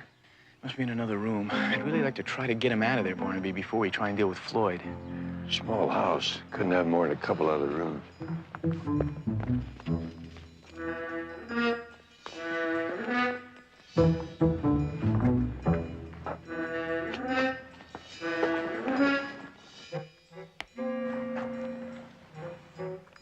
Danny. Oh, hi, JR. This is my cousin Barnaby, Danny. We want to help your mom and dad. Will you give us a hand? Well, I guess so. Good boy. Now you just stand right there. I get this screen off. And then you come out the window. I'm going to check the front out.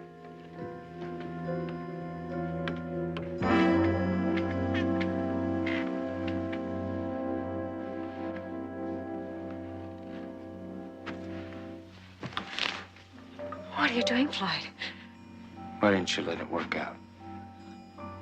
Oh, please don't. Everything. It's so hard.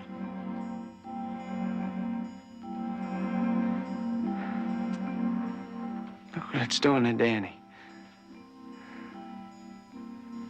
I'll never let you go.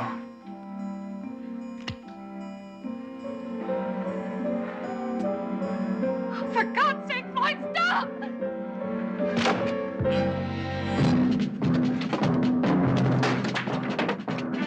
Let's go. Danny!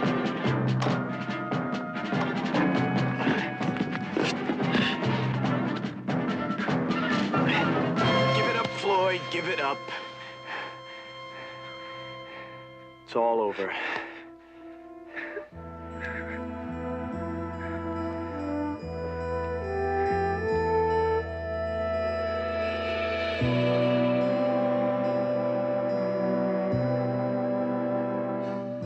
Well, I've tried to explain to Danny that his dad is sick and that he has to go away to a hospital to get well. How's he taking it? Well, he was really unhappy at first. But he perked up when I told him maybe we could visit Floyd later on if the doctor says it's all right. But at least Floyd won't have to stand trial for assaulting Frank Taylor. Lieutenant Biddle said that Taylor dropping the charges because of Floyd's mental problem. Oh, that's good. But what about later, Julia? Has Danny asked whether you and Floyd are going to get back together again? Well, it's funny, Betty, but I don't think he expects us to. He seems to realize it won't work out. With the help Floyd is getting, there's a chance that he could build a new life for himself. Maybe even spend more time with the boy again. I hope so. Yeah, it would be a really nice thing if you could get to know the kind of guy his dad really is. Well, Danny's stomach is probably growling. I've promised to take him out for a special lunch today. Well, not alone you're not. Do you know Danny's never heard of anchovies? Oh, you're not. You bet. Now, I know an uncle can't take the place of a father, but, you know, somebody's got to teach this kid how to eat pizza.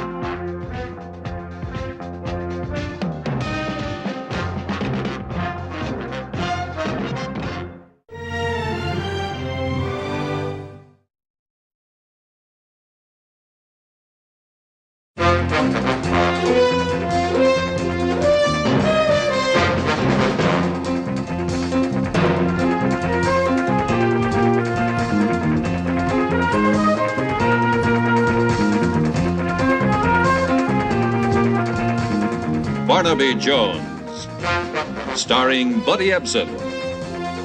Also starring Lee Merriweather, with guest stars Bradford Dillman,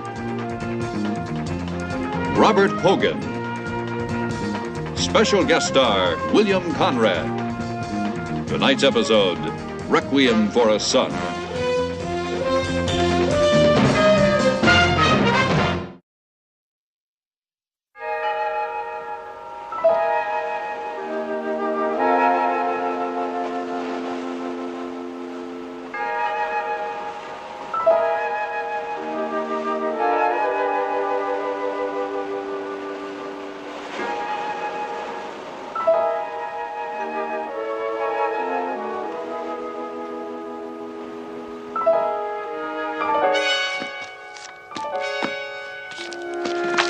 92, 94, 96, 98, 100,000.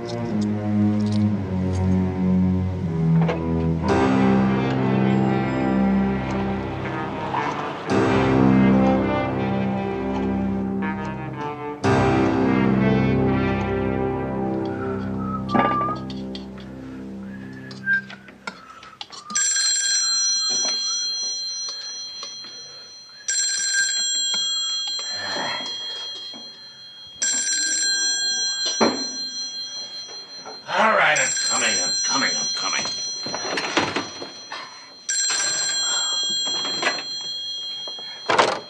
Hello. Hello, Frank. Hal Jones. Oh, Hal, how are you? I've got a problem. Yeah, what's wrong? Look, we're buddies, right? In the same business. I need some professional advice. Where are you? In a phone booth. Look, I've got myself into one hell of a jam trying to help out a client. May I talk to you in confidence? Shoot. Not over the phone. You know, I'm only a few minutes away.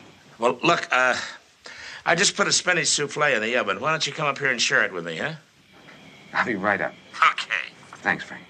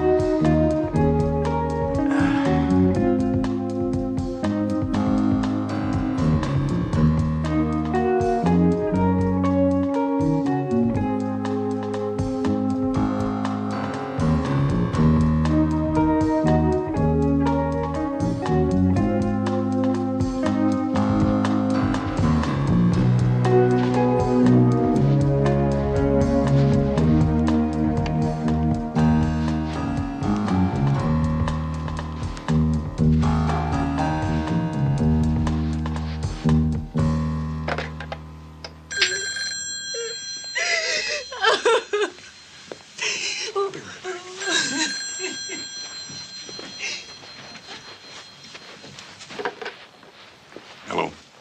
Hal? Is that you? Who's this? Oh, this is Frank Kennett. Who am I talking to? This is Hal's father, Mr. Cannon. Hal is dead. He was killed last Oh, Mr. Jones, give me a minute, will you? Why were you calling?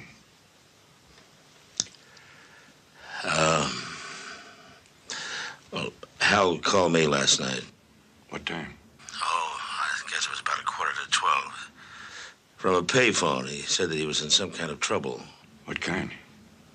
He didn't say. He just said he wanted to talk to me, and I told him to come on up to my place. He said he'd be right over. I'll be right over. No, wait a minute. Hold on. Are the police there? They're here.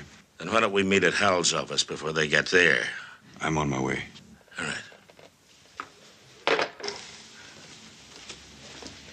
She's going to rest now. How are you feeling? Angry. Betty, listen to me. I've got to go out for a while. Mrs. Brenner will be here with you. I'll be back soon. Oh, please. Keep the press away from her.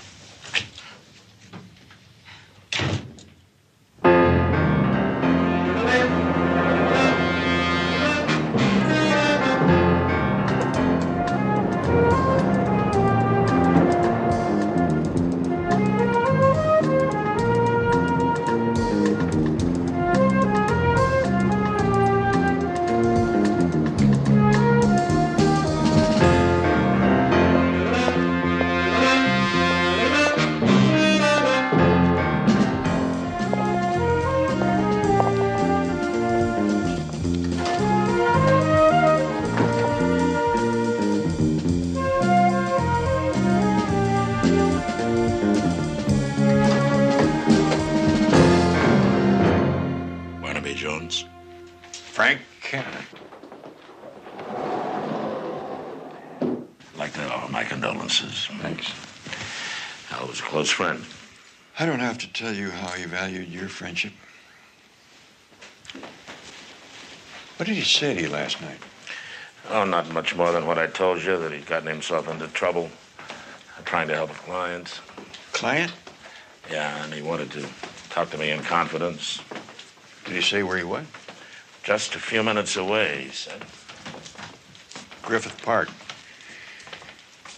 He was shot down in the phone booth he was calling you from.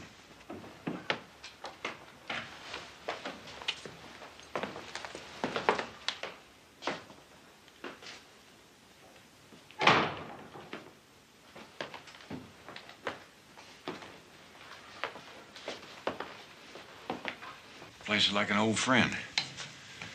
And there are not many of them left. 4 years ago, when I retired, I calculated I had lived exactly half my life out of this office. Hal used to love this place. He used to come here as a boy, worked his way through USC, used to study here at night.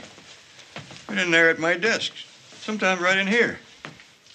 Oh, I used to give him some help now and then. Chemistry, clinical psychology, forensic medicine, criminology. Those are my specialties, you know. I know.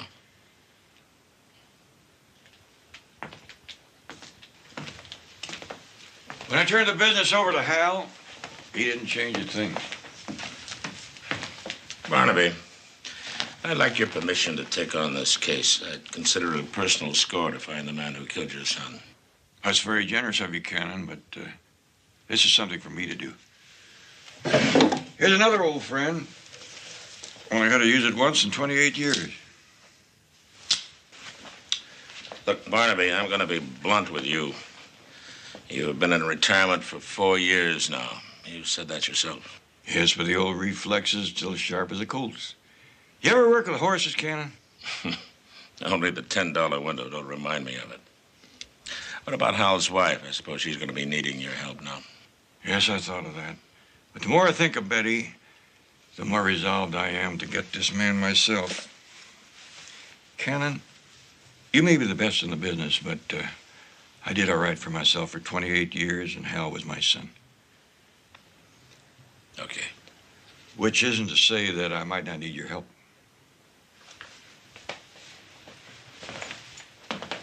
What case was Hal working on, do you know? No, I doubt if we'll find out here. He was as uncomplicated as I was. Carried everything in his head. Evidently, he went to a party night before last Thursday. Somebody by the name of Terry. Terry McCormick. Terry McCormick. That's the lawyer who's running for Congress, huh? Hal did some work for him a couple of years ago on an industrial espionage case. McCormick has kept him on retainer ever since. Ever heard of a girl by the name of Karen Armsby? No, what's this? Yesterday's newspaper. Says there that she worked on McCormick's staff. So, on behalf of my campaign co-workers and myself, I'd like to say that we're deeply gratified to learn that we've moved ahead in the polls. Let me ask a question, Mr. McCormick. Some commentators attribute your surging popularity to your free spending campaign style. Well, Mr. Russell, let me say this. I have contributed considerable resources of my own to this campaign, but I believe that my exposure has not communicated my personal means to the voters as much as it has my spirit of commitment. I think that should do it, ladies and gentlemen. I thank you very much. See you all in Washington, I hope. One more. Mr. McCormick. I'm sorry, I have a heavy schedule this afternoon. I'm Hal Jones' father. Please, come into my office. I don't want to be disturbed. All right? That will be all for today, ladies and gentlemen. Most of your questions will be answered in this press release, so please take one on your way out. I only heard the news on my car radio as I was driving in. I can't tell you how shocked I was. All of us who knew Hal felt so strongly. Yes, everyone liked him. Almost everyone. I don't want to take too much of your time, Mr. McCormick. Don't you worry about my time, sir. Here, please, come sit down. And tell me if there's anything at all that I can do for you. Yes? Yes, you might be able to help me a great deal. You see, I'm investigating Hal's murder. When was the last time you saw Hal? Well, as a matter of fact, he came to a party at my house in Malibu last Thursday night. Really? Big party? I don't suppose there were more than 25 or 30 people. It started out as a get-together for some of the members of my campaign staff, and it just grew. It's fortunate that my wife and children are in Aspen visiting her parents. Was he alone? Hal? Yes. Well, you're asking me, was he working for me? Well, the answer is yes again, but I don't understand because it was just campaign security. Were you having problems? No, not at all. I invited Hal simply to meet the other members of my staff. I wonder if it would be possible for me to have a list of the other guests who attended the party? Certainly. I'll have my secretary make out a list for you this afternoon. Well, here's my card, in case you want to get in touch with me for any reason. And thank you very much for your time, Mr. McCormick. Please call me Terry, sir. If you stop calling me sir.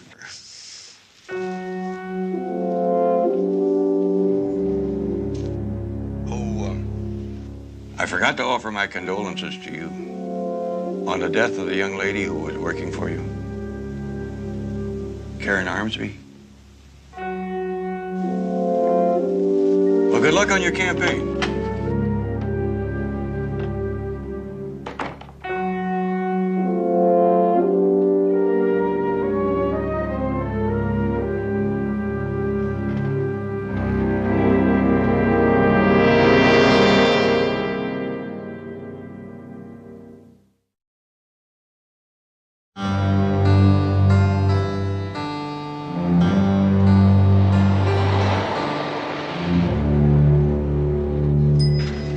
I think then we better check at what time it's supposed to be at the station. Would you let me know? Okay, Terry.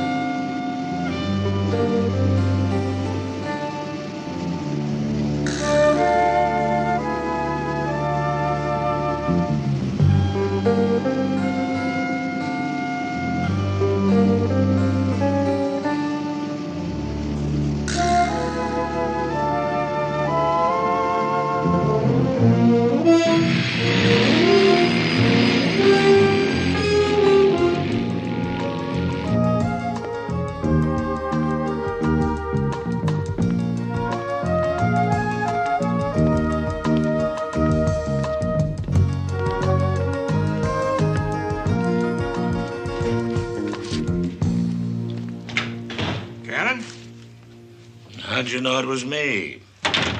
You have a rather distinctive silhouette. I talked to Terry McCormick today. He said Hal was at the party, but that's all. Here's a list of the other people. Karen Armsby was there, too. He played it close to his vest about her. Awful close. Two people at the same party, both now dead. One murdered, the other suicide. 1 day apart. Can you make a connection? What, do you question the suicide? I question everything. Of course, the medical examiner's report is pretty conclusive. She swallowed a whole bottle of barbiturates. That could kill her in 15 minutes. Yeah, it must have been some lousy party. And a long ride home for her, too. That's what bothers me. Who took her home? Or did she drive herself? I think I'm gonna check her place out. You got anything else? Just the ballistics report on Hal. Slug from a .38.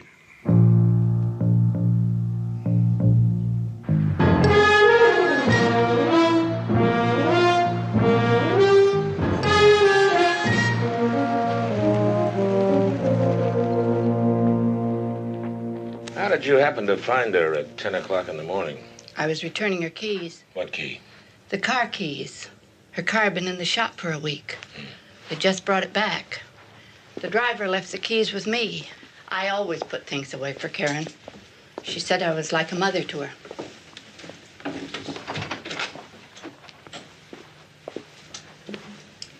And somebody else drove her Thursday night, huh? I don't know if it was one of them. She had lots of beaux. I didn't see her Thursday night.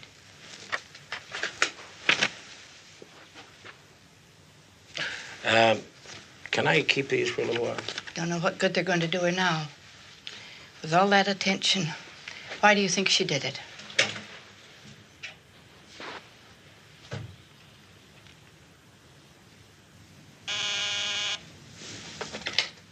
Yes. All right, I'll take it. Hello? I could have killed you today. That was just a warning, Mr. Candidate. Who is this? Where were you last night? We had a date, remember? At the Griffith Park Observatory? You think I was kidding or something? I kid you not. You need a little push, maybe. Like next time I try your side of the windshield. I got something better. I've got Karen's suicide note right here in my hand. What are you talking about? Oh, it's a real Valentine. Like how you were going to divorce your wife and marry her. But you lied. I'd be glad to give you a copy. I had several made up this morning for the newspapers. But I'm keeping the original just for you. What do you want? You've got a very short memory. The same as before, 100,000 in 20s. Have the money ready and be at your phone at 11 tonight.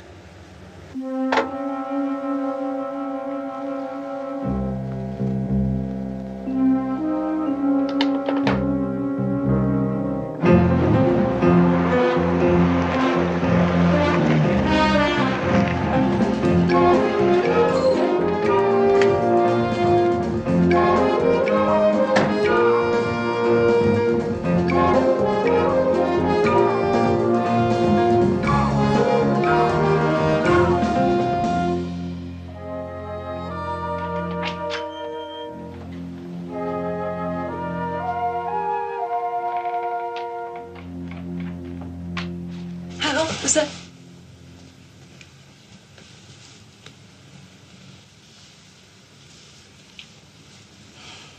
He's not coming back.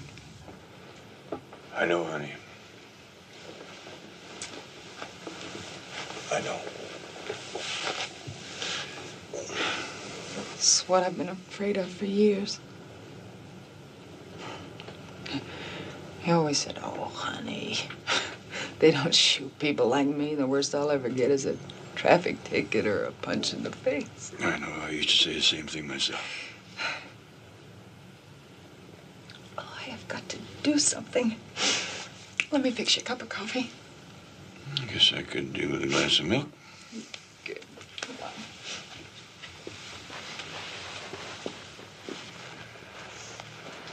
Betty, I've been thinking, why don't you come out to the ranch for a few days? Been kind of lonely for me out there. Well, I guess we're both gonna need someone to take care of us. Or someone to take care of. I know. Let me think about it. Well, while you're thinking, I'm going to make you a promise. I promise that I'm going to get the man that killed Hal. The same thing will happen to you. No, he wasn't prepared for it. I am. It makes all the difference. I can't stop you. Hal was the same way. Have you any idea what he was up to?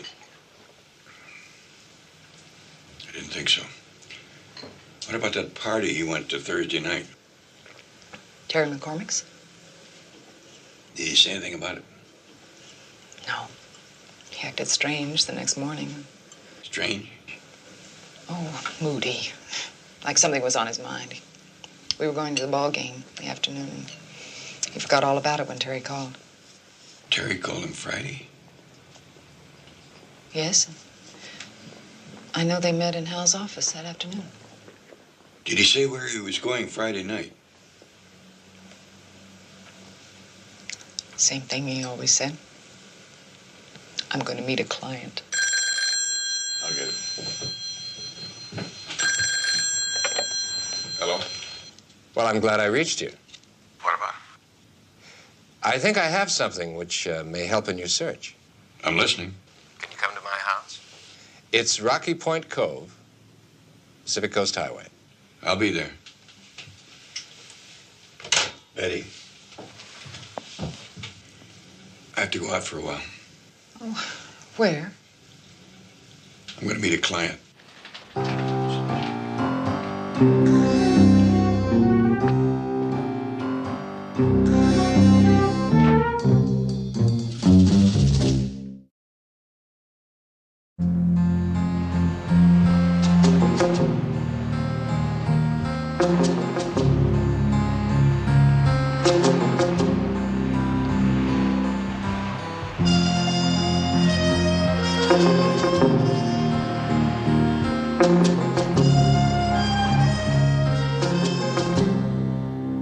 Quite a view you got there.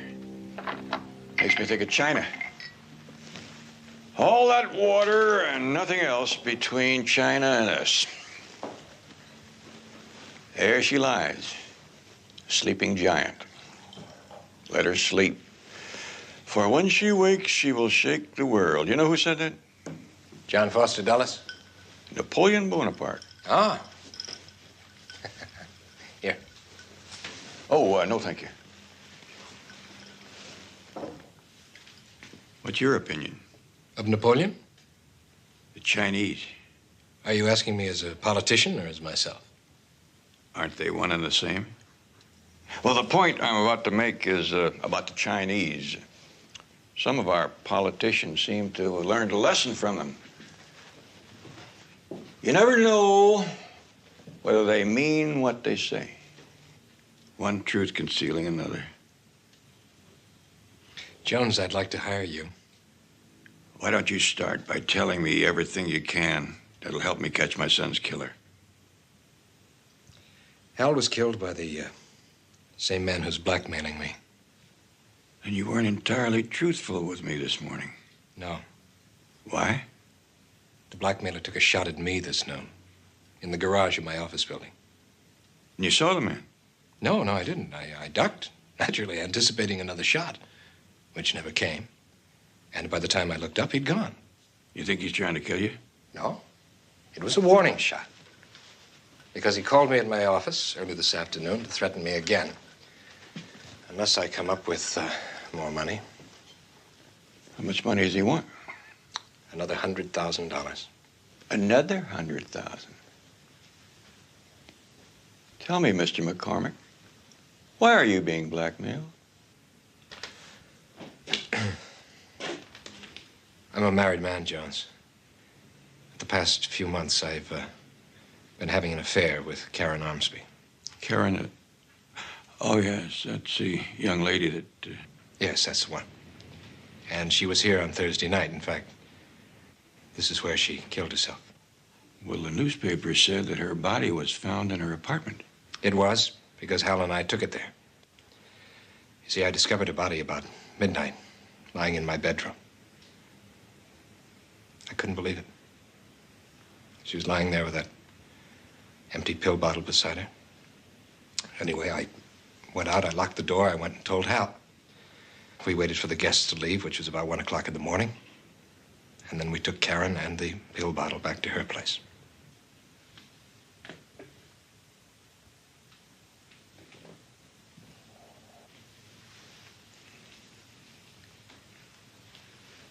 Could I, trouble you for a glass of milk?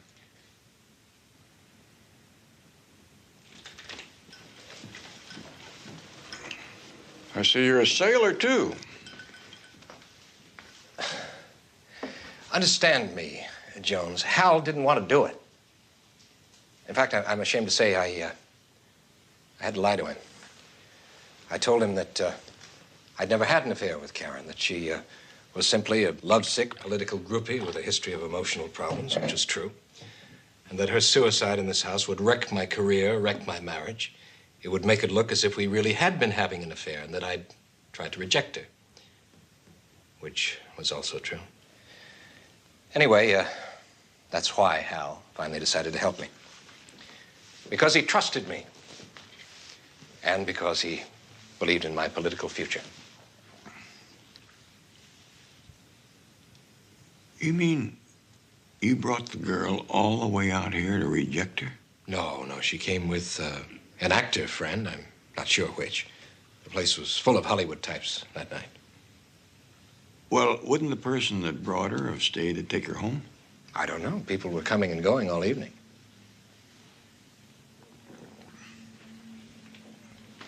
How did all this get Hal killed? Well, we didn't know it at the time, but obviously someone must have seen Karen's body in my bedroom before I did. Either that or they saw us carry her out. Anyway, I received this at noon on Friday. It's a demand for $100,000 to be delivered to the parking lot of the Griffith Park Observatory at midnight. So you hired Hal to go after the blackmailer? No, he was only supposed to deliver the money. But you think he tried to catch the man? Why else would the man have killed him? Where's your car? It's parked in the lower driveway. It lodged in the passenger headrest.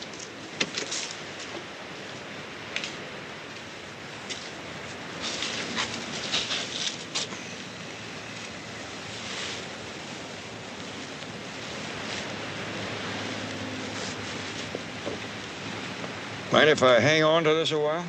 Not at all. What are you going to do with it? I'm not entirely sure right now. Have you any idea who this man is? No, he told me simply to expect his call at 11 tonight. So you want me to do what you think Hal was trying to do? Yes, I want you to catch this man. He's Hal's killer. You said you were out to get him, and neither one of us wants the police to do this job for us. McCormick, I don't want you to think that I approve of your morals. In fact, I wouldn't even vote for you. But if you could help me catch my son's killer, I'll be happy to oblige.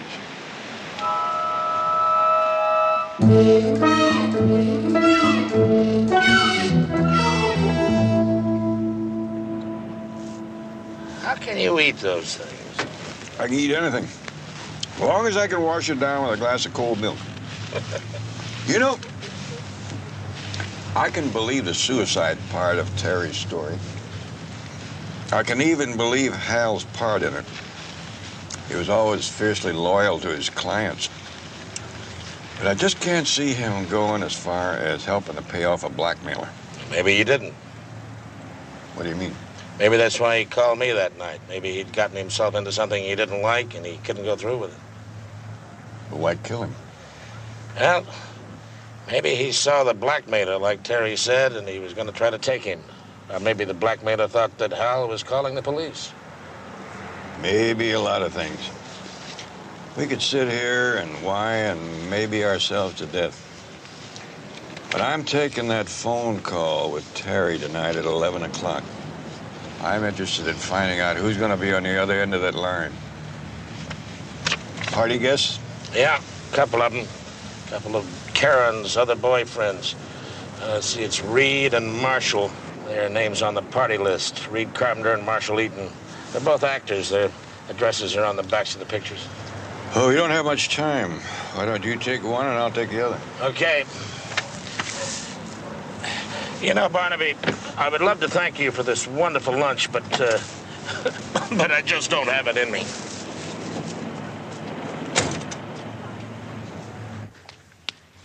Sure. I was there, but I didn't take Karen. I mean, I took somebody. What about Karen? This is a friend of Hal Jones, Donna. How do you do? What's he asking you about Karen for? Oh, come on. He's talking to everybody who was at McCormick's party. Some coincidence you take me to a party where she's at. I didn't even know she was going to be there. Reed took her. Reed Carpenter? Yeah. She didn't care any more about Reed than I do. She probably conned him into taking her because it was McCormick's party. She was freaky for McCormick. I don't imagine that pleased Reed too much, huh? Pleased him. They had an argument that night. Reed walked out. Who took her home? Oh, she always found somebody. The girl is dead, Donna. Well, I know how that breaks your heart, lover. Well, Mr. Eaton, perhaps you better go back and finish your shower. Thank you.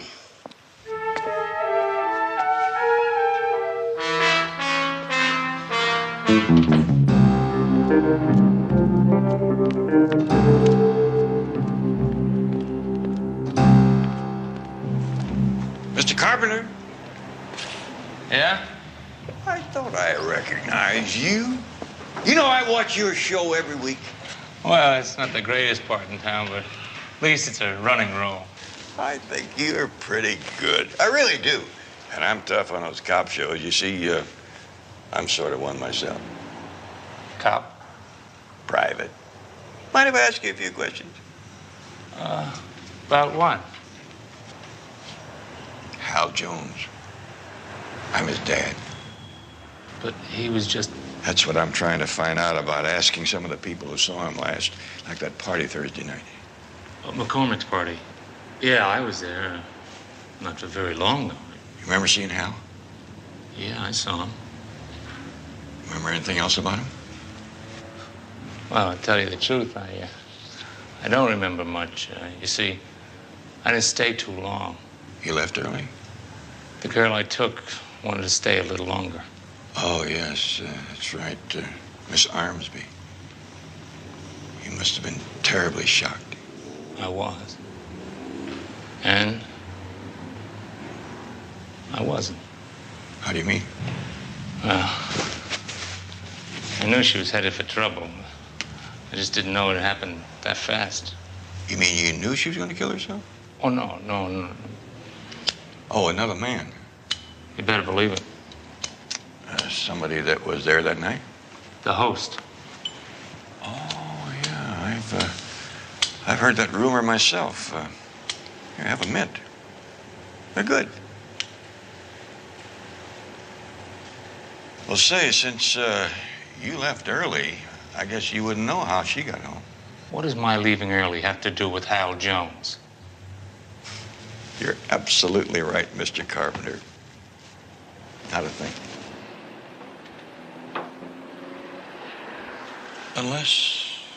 Unless what? You think there could be a connection?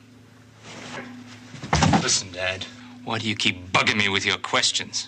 Because your answers get better and better. As your manners get worse and worse. This is my floor. Any more questions? I think you've answered them, Sonny.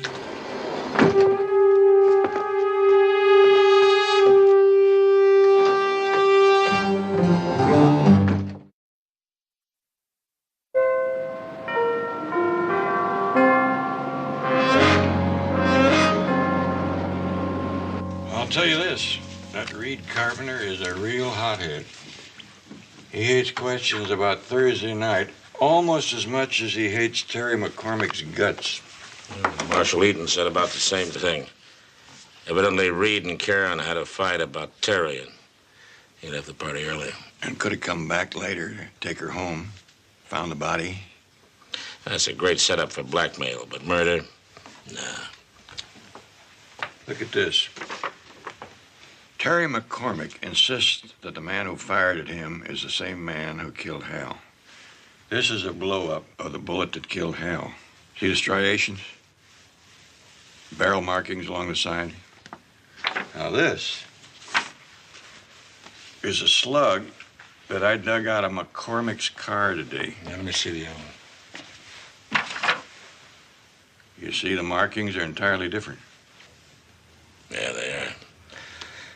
Yeah, this is from a .38, but someone else's .38. Sounds like we're looking for two men. A blackmailer and a murderer. We're going to a blackmailing. I want to see those two men meet. Reed Carpenter is just a guess. Educated guess. Come on, my friend. I'll hold Terry's hand. You see where Carpenter leads you. Okay.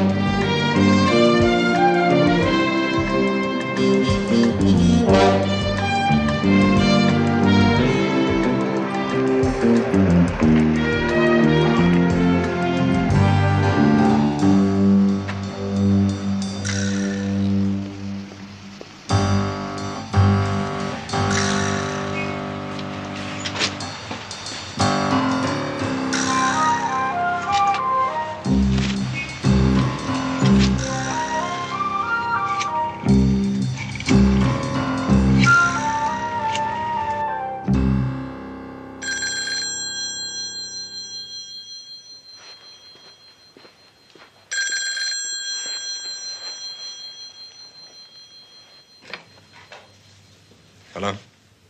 Go down the Harbor Freeway, across the Signal Street overpass to the first dirt road. Drive down to the tanks at the railroad tracks. Be there at midnight, alone. When you see another car flash its lights, turn off yours. Get out of your car. Leave the bag halfway between the two cars and walk away. Stand with your back turned until you hear a car drive away. If you turn, you'll be shot. And this time, I won't try to miss.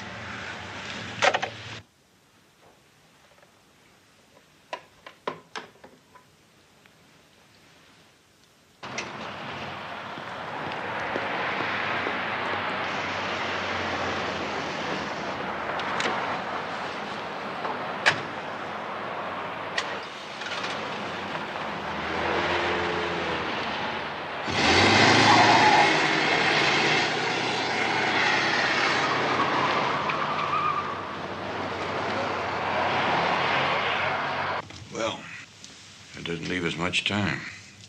Where's the money?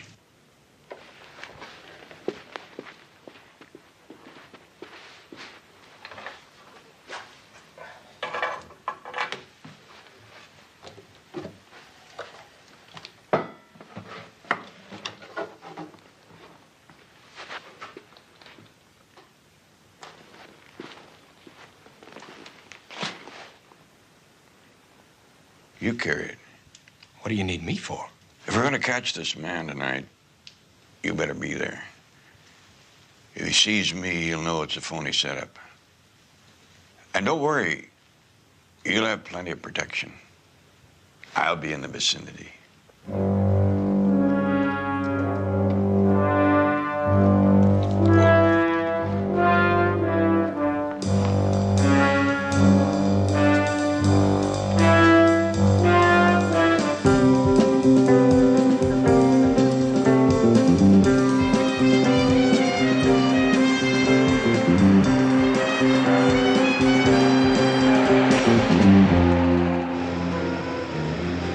I hope you know what you're doing. Isn't that why you hired me? I know exactly what I'm doing. Let me out around a turn up there.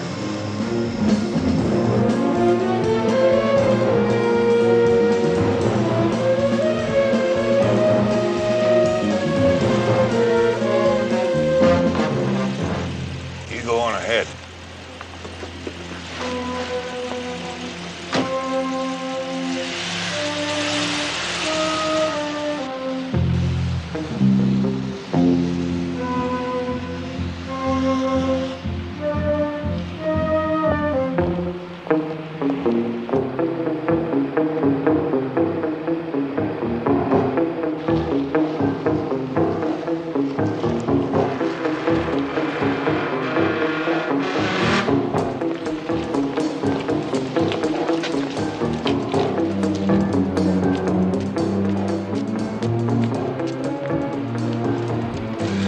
Down there.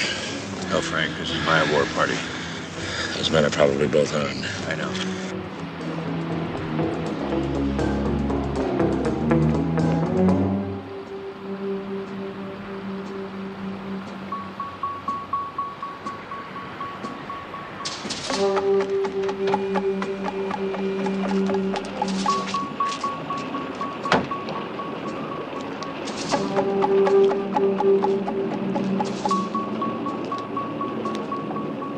Stop right there.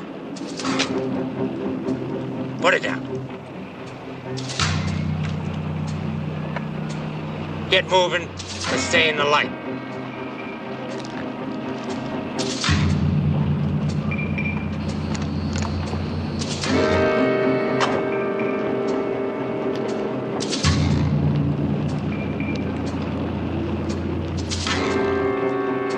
Keep your back turned.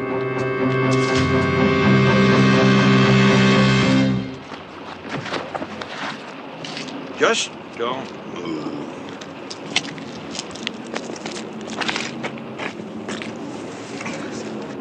Well, Mr. Carpenter, I thought you only played roles of redeeming social virtue. Get up. Hold out your hand. Are you willing to wreck an entire career for a lousy $100 grand? Oh, no. The gentleman feels that you have a lot more at stake than he does. Well, it's almost worth it to see him suffer. Your life in jail? My life? That's the usual sentence for murder. What are you talking about? Hal Jones. You killed him Friday night when you made the blackmail drop. Nobody made any drop. He never showed up. I waited up there for 2 hours. Well, now, that's an interesting story, isn't it, McCormick? Might even be some truth in it. What do you mean? You thought that the only other person who knew about Karen's death was Hal. When the first blackmail note came, you thought he sent it. When you sent Hal to deliver the money that night, you followed him. When he didn't go to Griffith Park Observatory, you thought he was delivering the money to himself, and you shot him. And tried to frame me. You made the frame up a lot easier, Mr. Carpenter, by running around firing wild warning shots. Jones, what are you talking about? You're supposed to be working for me. That's right. You hired me to catch your blackmailer and my son's killer. Why, that's almost a direct quote. And by golly, I think I got the both of you. I should have known you were too old to think straight when I heard you rambling on about China and Napoleon. Where's the proof? You're looking right at it, right here. What? This little old bag full of money. Just like the other night when Hal took it out with him. You see, I know this is Hal's because I gave it to him for his birthday a week ago. And how the hell did you get it back from him after he was murdered? Unless you were there. Zip up the bag. Bring it to the car. I didn't want this to happen. Believe me, Jones. Any more than I wanted to kill Hal. Drop it. Or I'll kill you where you stand.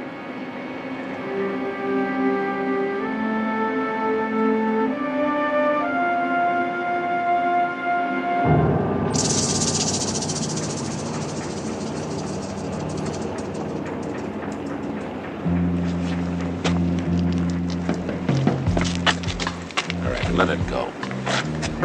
Thanks. Like your old friend. Glad I didn't have to use it again.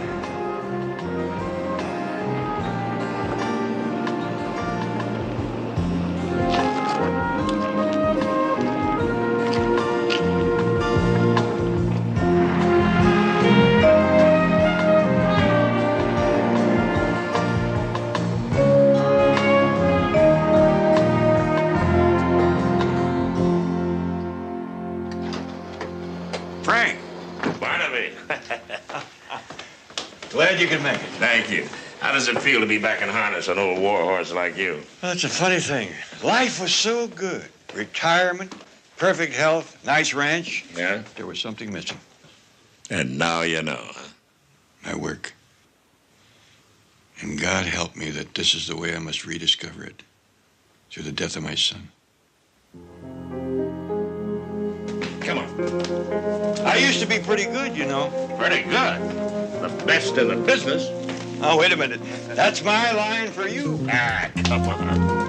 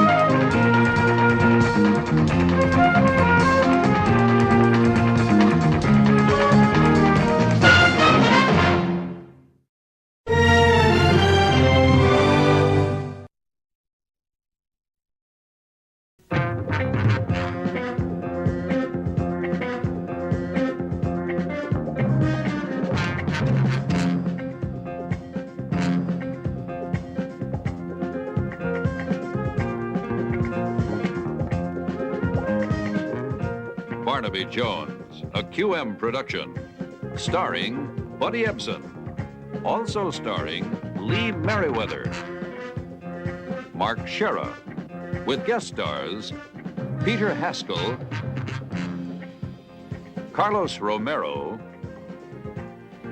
Rene Enriquez, Victor Mojica, Maria Grimm, with special guest star Camilla Sparv. Tonight's episode, Killer Without a Name.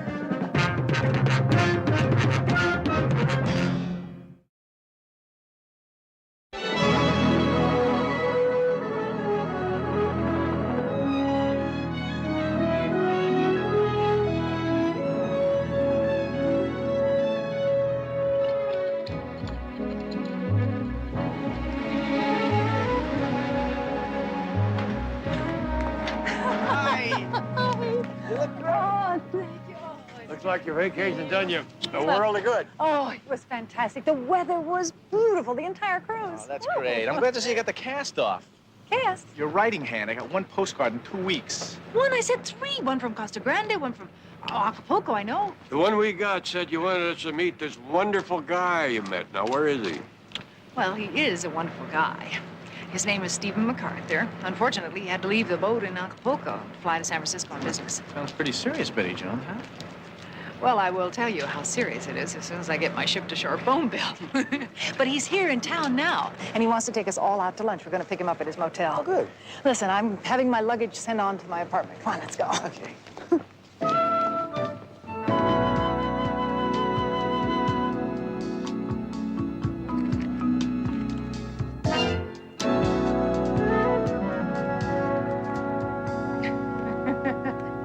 Oh, and did I tell you he's a master bridge player? I mean, championship caliber. And he is a Dodger fan. He's also a 6-handicap golfer. Oh, yeah? Did you change his clothes in the phone booth? He also rides a horse named Silver. There we are, 102. Oh, gee whiz. I sure hope you guys like him as much as I do. Now, Betty, relax. We're not here to pass judgment on him. We just want to meet him. Yeah. What? John. What are you doing here, Lieutenant? Wait a minute, one at a time. Wait a minute, Betty. What are you...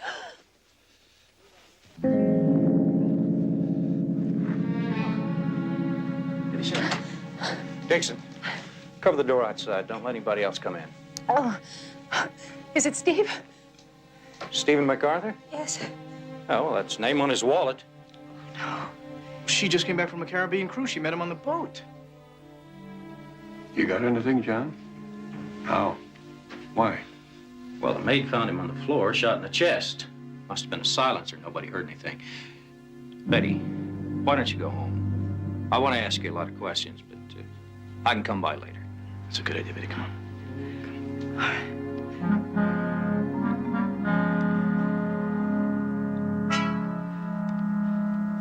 Wait.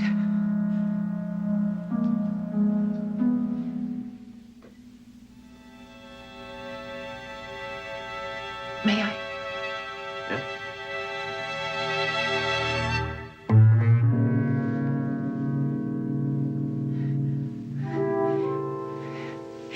It isn't Stephen MacArthur.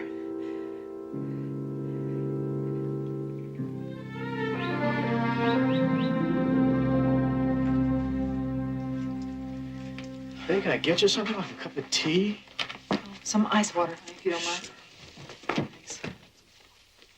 Betty, you know, we're all sorry for whoever it was lying there, but at least it wasn't Steve. Yes. But Lieutenant Biddle thinks that Steve killed him. Now, don't go jumping ahead of facts. John didn't say anything like that, and he has got to look into every possibility.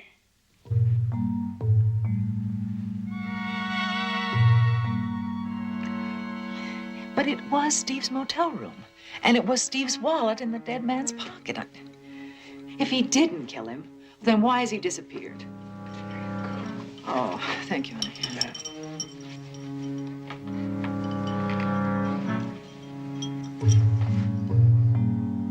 What is it? Nothing.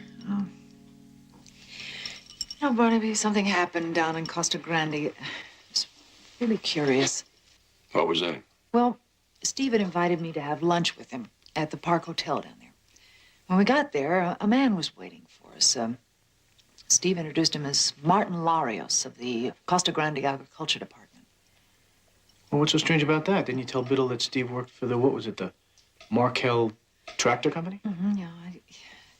Well, it wasn't meeting the man so much as the man himself. He was really nervous about something. He kept looking around as if he was afraid that someone would see him with Steve. Any idea why? Oh, I asked Steve about it on the way back to the boat, but he said he hadn't noticed. But thinking back on it, the man was so obviously nervous, Steve would have had to have seen it. We gotta get back to the office. Betty, you take it easy for the rest of the day, okay? I will. See you there. Thank you. Bye-bye.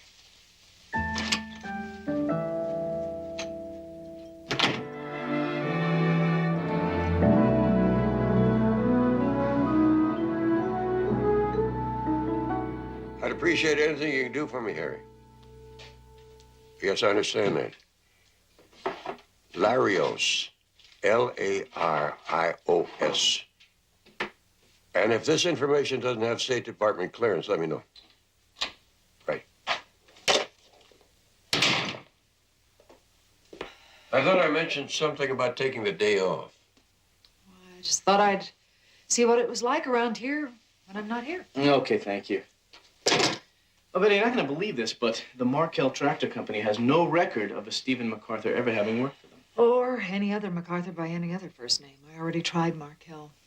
And the Veterans Administration. He said he had been in Vietnam. The man who never was. Why would he use a phony name on a pleasure cruise? Good question.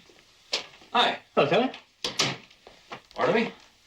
Betty, I guess I just missed you at your apartment. Did you find out anything about Steve? In a way.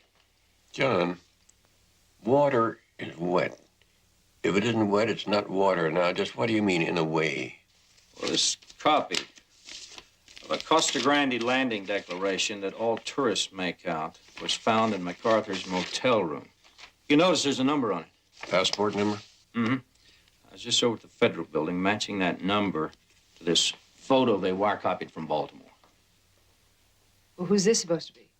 Well, according to the U.S. Passport Service, Stephen MacArthur. Well, there must be some mistake. No mistake. Well, that's not a picture of Steve.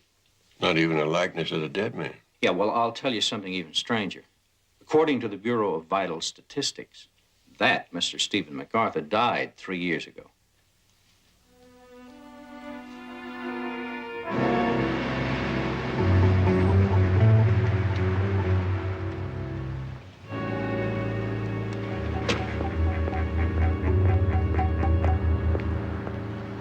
Hola, Reynaldo. Hola, hola. Hola. Only one bus in the last half hour.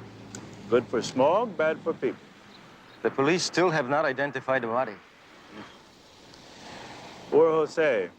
He was very good at his profession. Although Mr. MacArthur seems to have been better. One thing seems certain. He must still have the list of names in his possession. Otherwise, many of us would be dead by now. What about this Jones woman who was with him when he met Larios in Costa Grande? You were right about that. She was with some people who showed up at the motel soon after her boat landed. Well, what do you think? Just a shipboard romance, or does she know something? At first, I doubted MacArthur would involve an innocent woman. But as it turns out, she works for a private investigator. That's interesting. MacArthur, or whatever his real name is, do you think you can find him before he delivers the list to the other side? I will stake my life on it. Yes. That's apparently what we all have at stake. We're just about running out of schools in this area, Betty. You sure he wasn't just making up a story about being on a college track team here in the valley? Well, if he was, with all those little details he put in, he would have to be the world's best liar. Maybe he was. Here's the rest of the school yearbooks covering the years you asked for. Oh, I can't believe it. There he is. His name is Frank Winslow. Donna, we need an address. The alumni files, they're kept here, aren't they? Yeah, here on computer tapes, but it's only for official business. Donna, it's important. It could be a matter of life or death. All right. Thanks. Okay, that was Frank Winslow, wasn't it? Class of 62.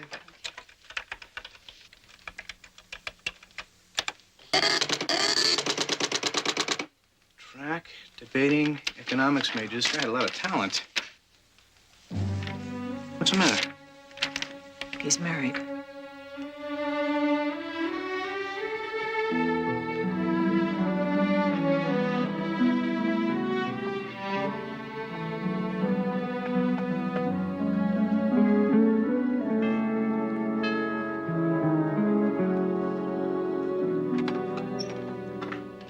Yes? Are you Steve's? Mrs. Winslow? Mrs. Frank Winslow? How can I help you? You're very pretty. I'm Betty Jones. I work for Meridian Insurance. Is your husband at home? I need to talk to him. All right. As soon as he calls me from London or Hong Kong or Timbuktu, I'll tell him. But I wouldn't hold my breath. But he was registered in a hotel room here in Los Angeles only this morning. It's Betty, isn't it? Take my advice, Betty. Forget Frank. You're not the first heart he's broken, nor will you be the last. That's why I divorced him. Divorced? Are you saying you're not married to Frank? Don't take any comfort in it, dear. He really is a rat. Now, if you don't mind, I really have some things to do. Oh, yes,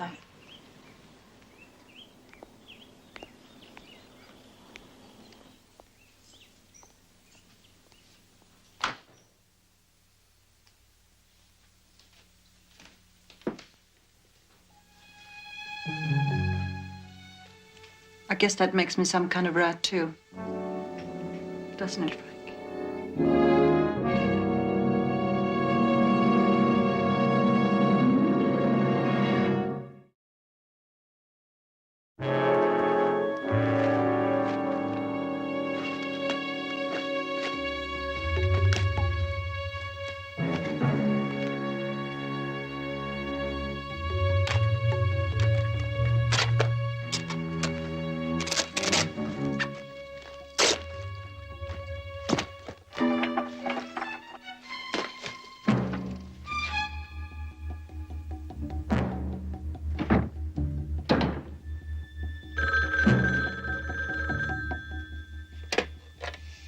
Hello?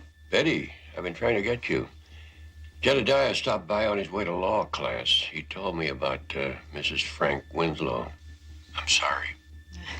You want a little extra shocker? I just left the lady. It seems that they are divorced. She know where he is? I got the feeling that the two of them...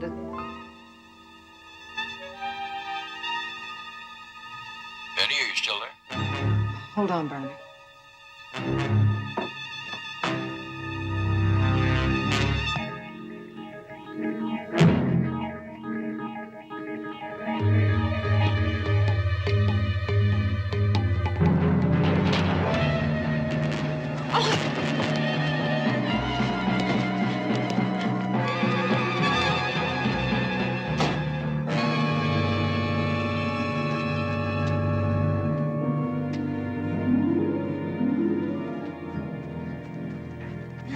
Barnaby, there was a man here. He was robbing my apartment. Call the police. I'll be right over.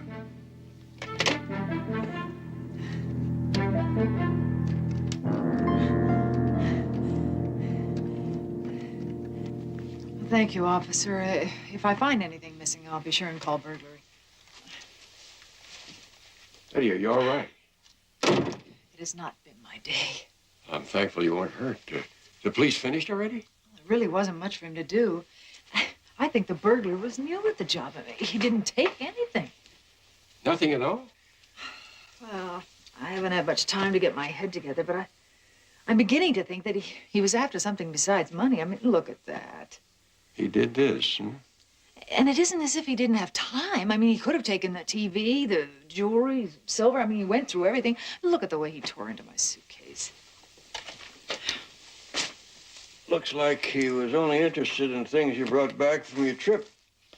What could he be looking for? I mean, ripping up the lining as if I were some Mata Hari smuggling secrets. Apparently that pleasure cruise of yours was serious business for somebody.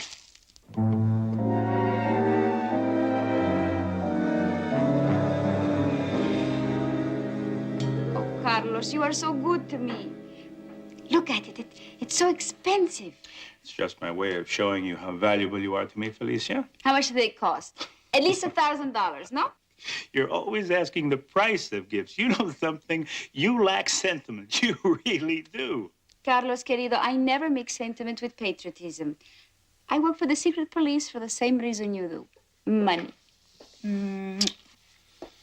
Well, go, Patriot. It's late. You'll be missed. Oh. Hasta luego.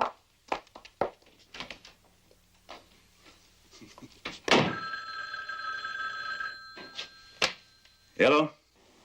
The Jones woman? I found nothing. You better come back here. Felicia tells me they expect MacArthur to deliver the list at any moment. So you stay close, huh? Muy bien. Adios.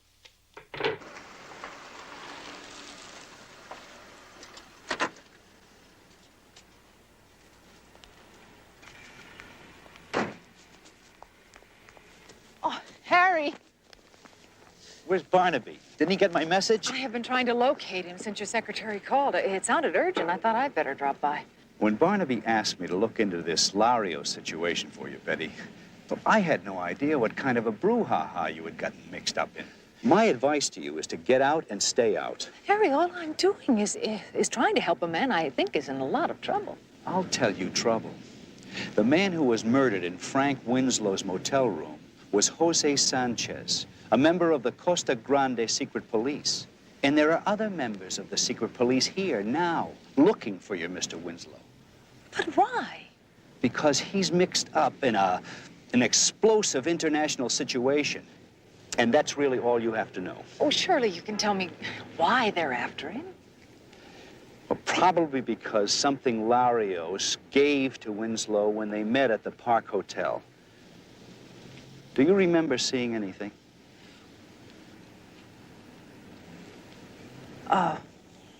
Is it important? Now, come on. Come on, what is it? Well, I think, Harry, that we might be able to do some horse trading, don't you think? A large group of Costa Grande revolutionaries are living in Los Angeles, led by a coffee importer named Juan Diabolos. Our information is that Winslow is sympathetic to their aim to overthrow the Costa Grande dictator, and he's working for them. All right? Larios gave Frank Winslow an envelope. And afterwards, you both went right back to the boat? No. No. We went to the post office. He said he had some cards to mail. Probably the envelope with a list of names. What names? We believe they're the names of special police agents sent over here to infiltrate Diabolos' revolutionary group. After he met with Winslow, Larios was tortured and killed. And you don't think that Frank Winslow has given the list to Juan Diabolos as yet? If he had, we'd know by the body count. That's why Washington is in such a sweat. Now, Costa Grande is on the verge of overthrowing the dictator without violence. With a wave of political shootings over here, it can only hurt their chances for a quick restoration of democracy there. Again, Betty, it's a volatile situation, so please stay out of it. And tell Barnaby to call.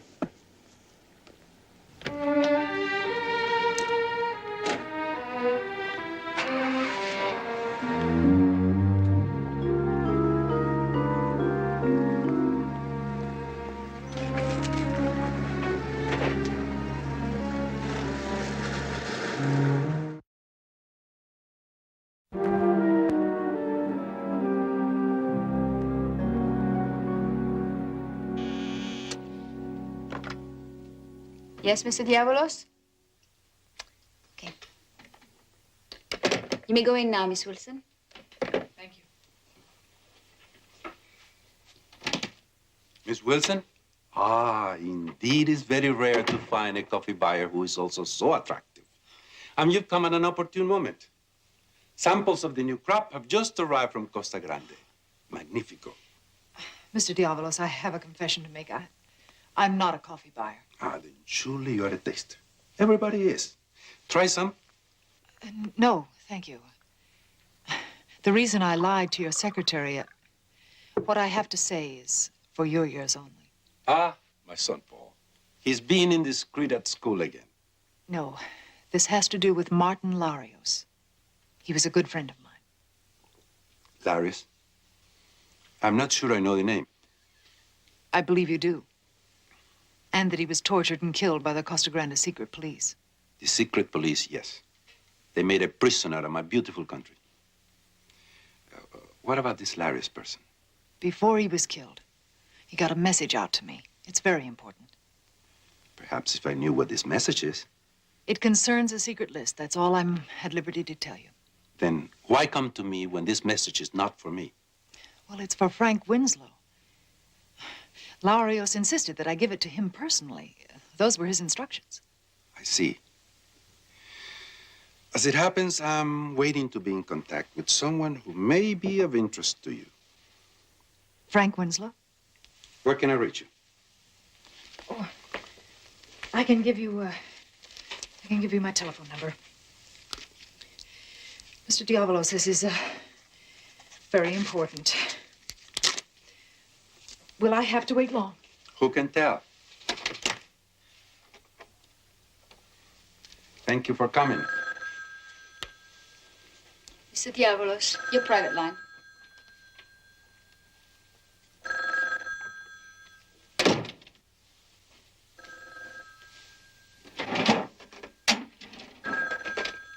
Hola? I'll pick up the letter between 2:30 and 3 this afternoon, and I want you there. It might be safer if you deliver it here, to my office. I don't want the responsibility of it any longer than is necessary. As soon as I get it, I want it out of my hands. Where? Meet me at the corner of 3rd and Monroe. I'll be there in about 15 minutes. As you wish. And by the way, Betty Jones was just here to see me. Very clever woman. How'd she know about you?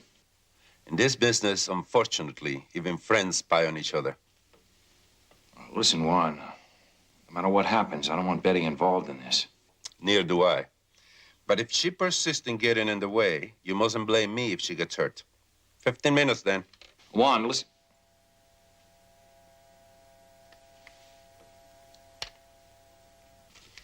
Felicia, I'm going to be gone for about an hour.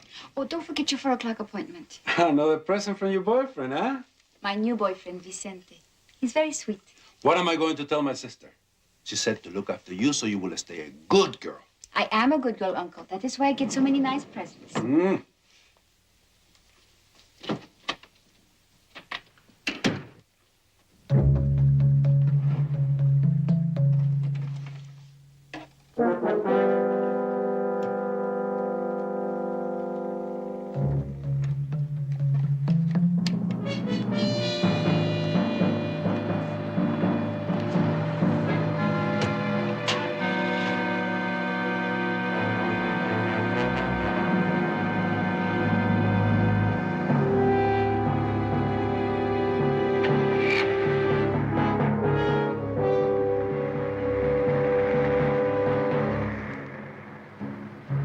I don't want the responsibility of it any longer than is necessary.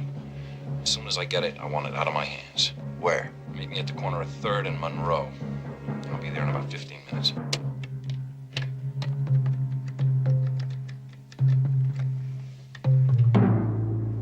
Hello, Carlos. I think I have what you've been looking for.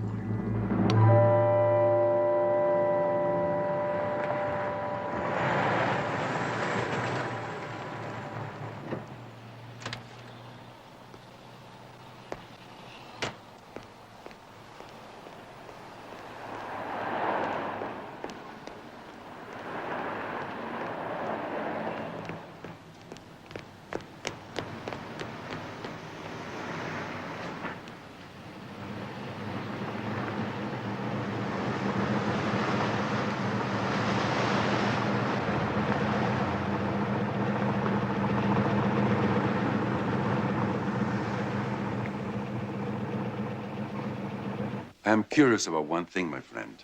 It turned out to be a splendid idea. But what made you think of mailing yourself a list to the bank? Oh, I got the letter from Larios. I had no idea the information was going to be as hot as it was. I got nervous about carrying it all the way back to the States. I decided to mail it to the safest address I could think of. I'm sorry, Mr. Winslow, but your letter hasn't arrived yet. Irene, that can't be. I mailed it special delivery on the 17th. Well, tell you what, sometimes mail gets delivered to other branches of the bank by mistake. So let me check it out and give you a call.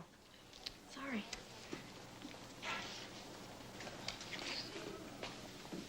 You heard? Call me as soon as you're here. I'll leave first. Well, I was very lucky, J.R. I lost him at a stoplight, and then I saw his parked car, but I just don't know where he is now. Well, did you put on a good enough act to send him off looking for Winslow? Well, that was the general idea. Well, look, if you figure you need some backup, I can put the phone on service. It's too late, J.R. I see him. He's headed for his car. I'll call you back later. Bye.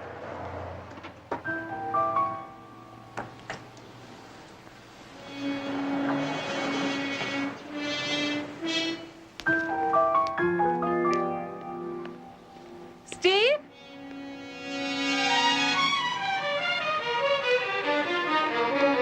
Steve?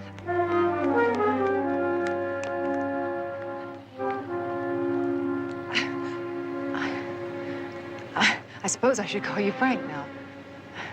It'll always be difficult not to call you Steve. I know something of what's been going on. I know you're in trouble, and I'd like to help if you'd let me. I know I must obviously look like this Frank or Steve or whoever you're talking about, miss, but I'm afraid you got the wrong man. What? You'll have to excuse me.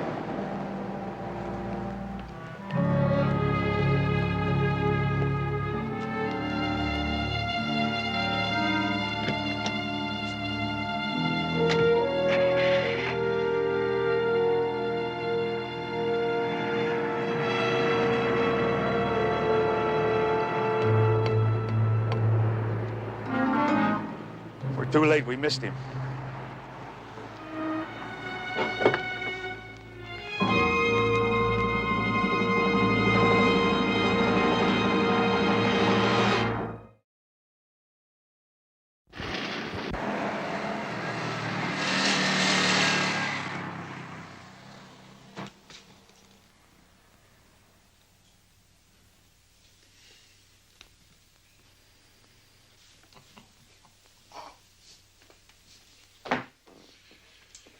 Frank, I lied to Betty Jones. I lied to those men from the State Department who came by looking for you. Thanks. Hardly seems tribute enough for the most understanding ex-wife a fella could possibly have. Damn it. I'm not letting you hide here because I'm understanding. I'm doing it because I still love you. Heaven help me. And you know it, and you're taking advantage of me. All right. But at least you can tell me what's going on.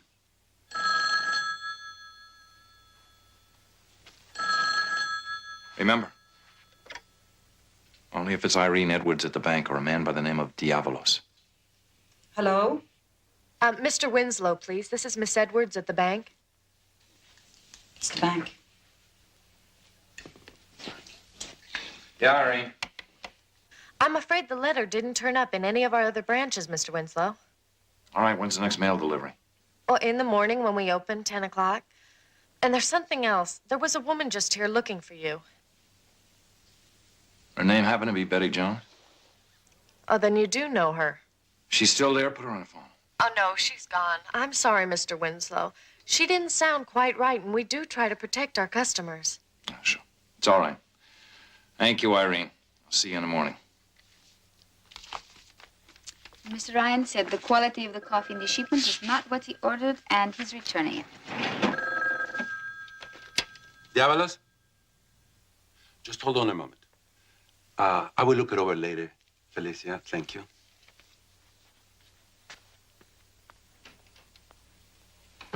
Yes? Letter didn't show up at any of the branches. We're going to have to try again tomorrow at 10. I've been in exile from my country for 3 years, my friend. I know the day is not so long. That's easy for you. I might not be so lucky the next time one of those secret police assassins show up looking for that letter. Frank, this time we'll meet somewhere else.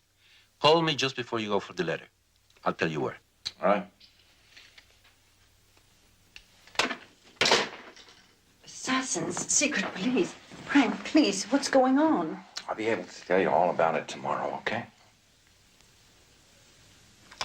Right now, I just got to make sure I'm still alive tomorrow.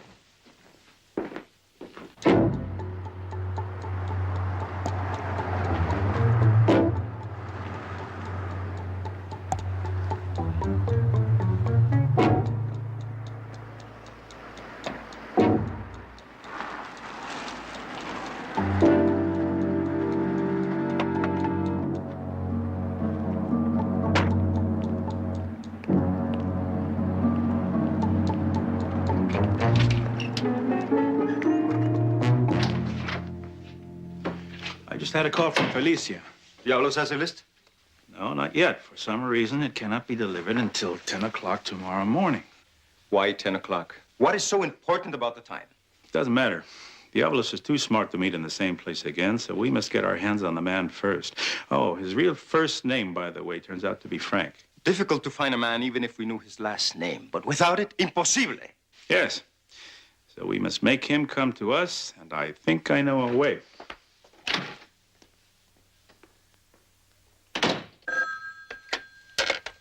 Hello? Betty, it's Frank Winslow. Frank. am I glad to hear your voice. Where are you? A few blocks away. Look, I have to talk to you. Well, come on over. You know the address. No, there might be people watching you. That park about 2 streets away. If it's safe, I'll meet you there in 5 minutes. That's about it. Till I got on that cruise ship, I was just a sympathizer. A few small donations. A lot of big talk about helping to free Costa Grande. But why did Diavolo send you? I mean, surely he has other people in his organization better suited for that sort of thing. He said it was infested with spies. Ario said a list of all their names. They wanted somebody that the secret police wouldn't suspect as a courier. Even so, they gave me a brand new identity. Stephen MacArthur. I sort of like that fellow.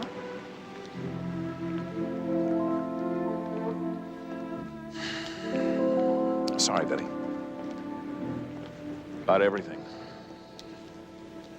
Especially about your meeting Louise, thinking I was still married to her.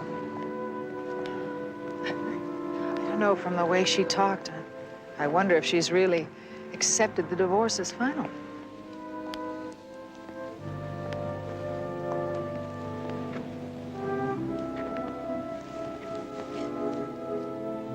Well, I've been a very lucky man. I've known 2 marvelous ladies in my life. You're one of them. Louise is the other.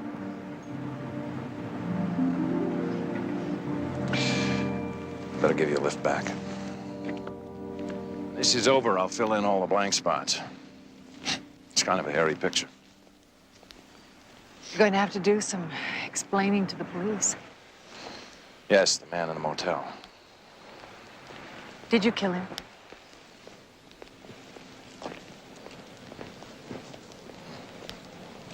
With his gun.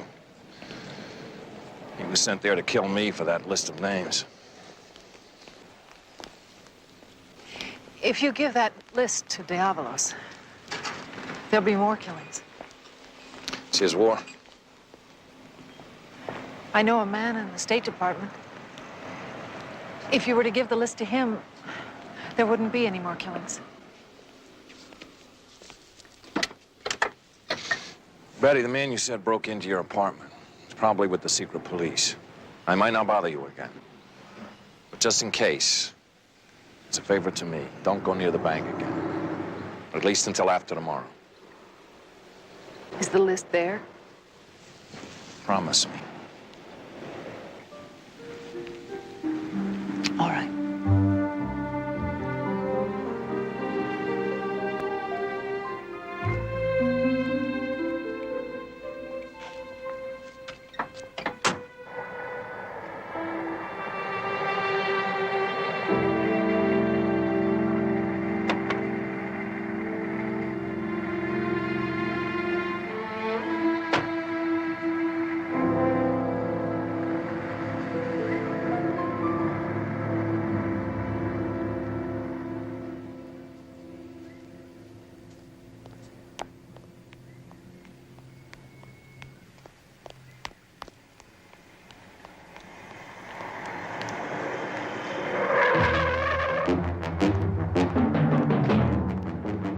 On the road, shoot. Get in the car.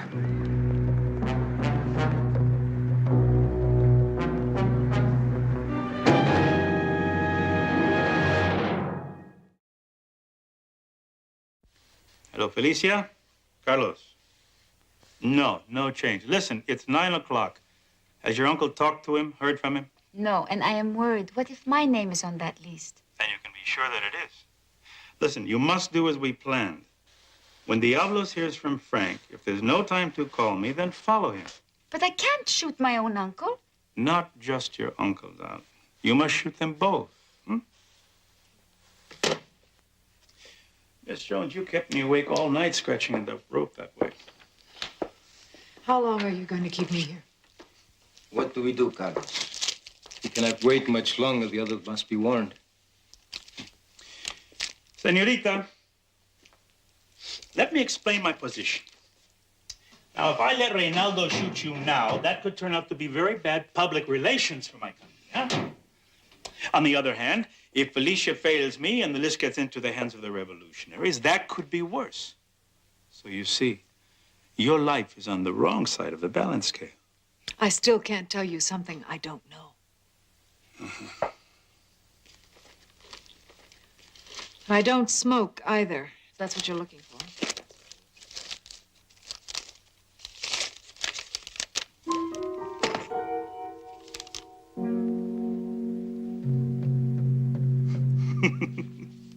His last name is Winslow. It's Frank Winslow. It's been here all the time.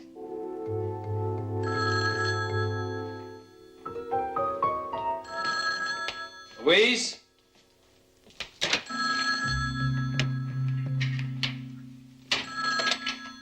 Hello? Frank Winslow, please. I'm sorry, he doesn't live in this house any longer, and I don't know where he can be reached. I think perhaps if I told you that Miss Betty Jones will come to great harm if you do not call him to the phone. Hold on. I think you better take this. May I help you? We don't need any help. We're just going to go right on in. Wait a minute. Where are you going? You cannot go in there. Sure can. No, you cannot. I'm sorry, Mr. Diabolos. I told them you're busy. My name is Barnaby Jones. This is Jedediah Jones. I think you've already met the other member of the Jones family. That's all right, Felicia. Gentlemen, I have very little time. What can I do for you? You can make time. Jedediah. Diablos, somehow my daughter-in-law got mixed up in your revolution because you happened to meet a man named Frank Winslow. Suddenly she's missing. She didn't show up for work this morning. What concern is that of mine? If you're going to play dumb, I'm going to have somebody from the State Department come over here and ask the questions. All right. Betty Jones was here yesterday under an assumed name. I pretended ignorance, so she left. That's all I know of her. Then who does know? You know all the players. I want a name. She was last seen getting into a car late yesterday afternoon with a man described as a Latin. Probably the same Latin-looking man she saw in front of the bank at 3rd and Monroe, where you went to meet with Winslow. Wait just a moment. How did she know about the meeting? After she left, she waited outside and followed you. But this Latin man, how could he know where the meeting was to take place?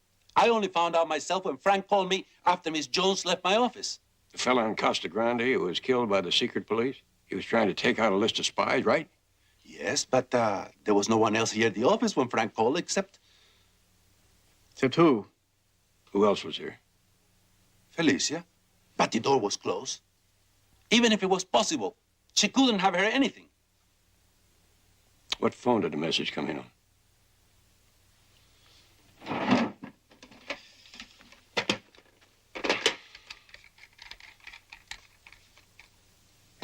It's a transmitter. Transmitter. Transmits 30, 50 feet at the most.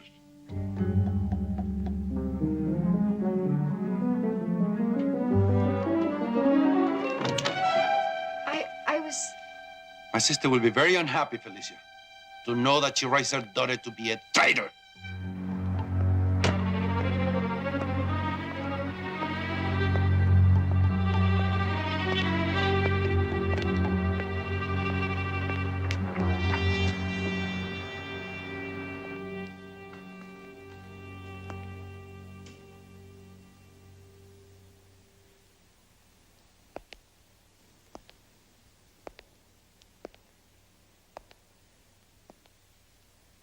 Over here, Mr. Winslow.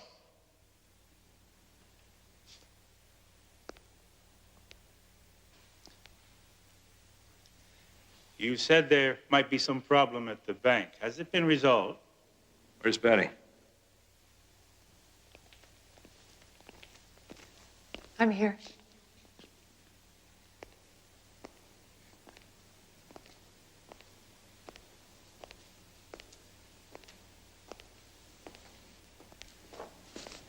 They hurt you?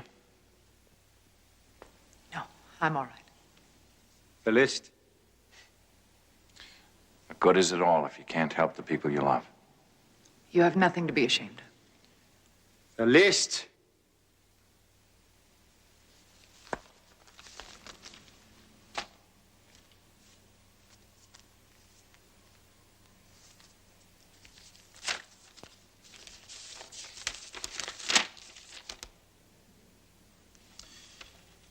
copy of the list, Mr. Winslow. Did you make one? No, and no copies. In a treacherous world, Mr. Winslow, it's difficult to be trusting. Wait a minute. The deal was that Betty and I walk out of here alive when you get that list. Oh, indeed. And then into a car that will take you to an airplane that will take you and Miss Jones to Costa Grande as guests of my country. For how long? Oh, a year, 5 years, as long as it takes to stop this silly revolution.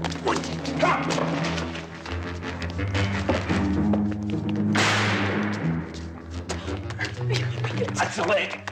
It's bad. It's broken. I can't stand it.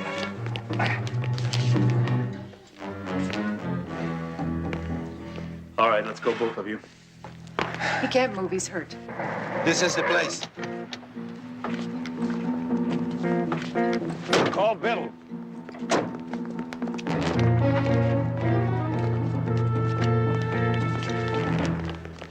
Hold it right there! Barnaby!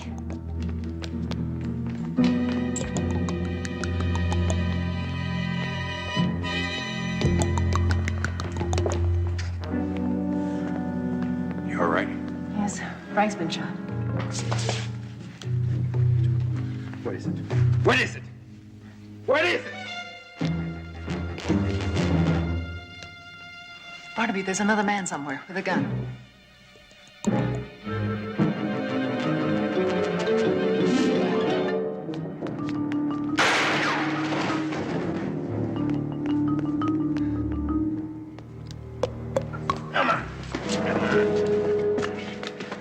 Biddle's on his way.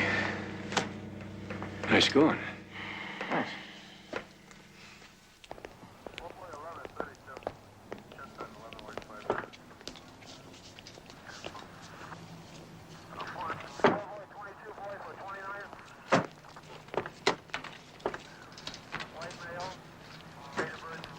Louise, it's not serious. Well, I wouldn't say it if it wasn't true. Really, he's going to be fine. Thank you, Betty. It means a lot to me. They're taking him down to Seaport Hospital now. Why don't you go on down there? I know he'd want to see you. Me? Yes, you. Thank you. Oh. Good luck. Betty, would you hang around? I'll need a statement from you, too. Well, I don't have any place to go, John, so. Can't find the letter anywhere. What happened to it? Maybe Carlos or Ronaldo have it. Or Frank.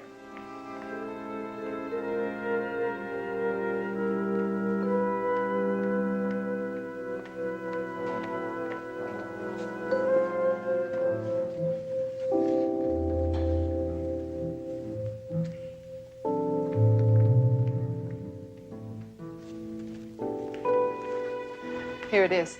Thank you, señorita. I'm going to give this to our State Department. You what? There've been enough killings. You're going to have to find some other way to settle your wars.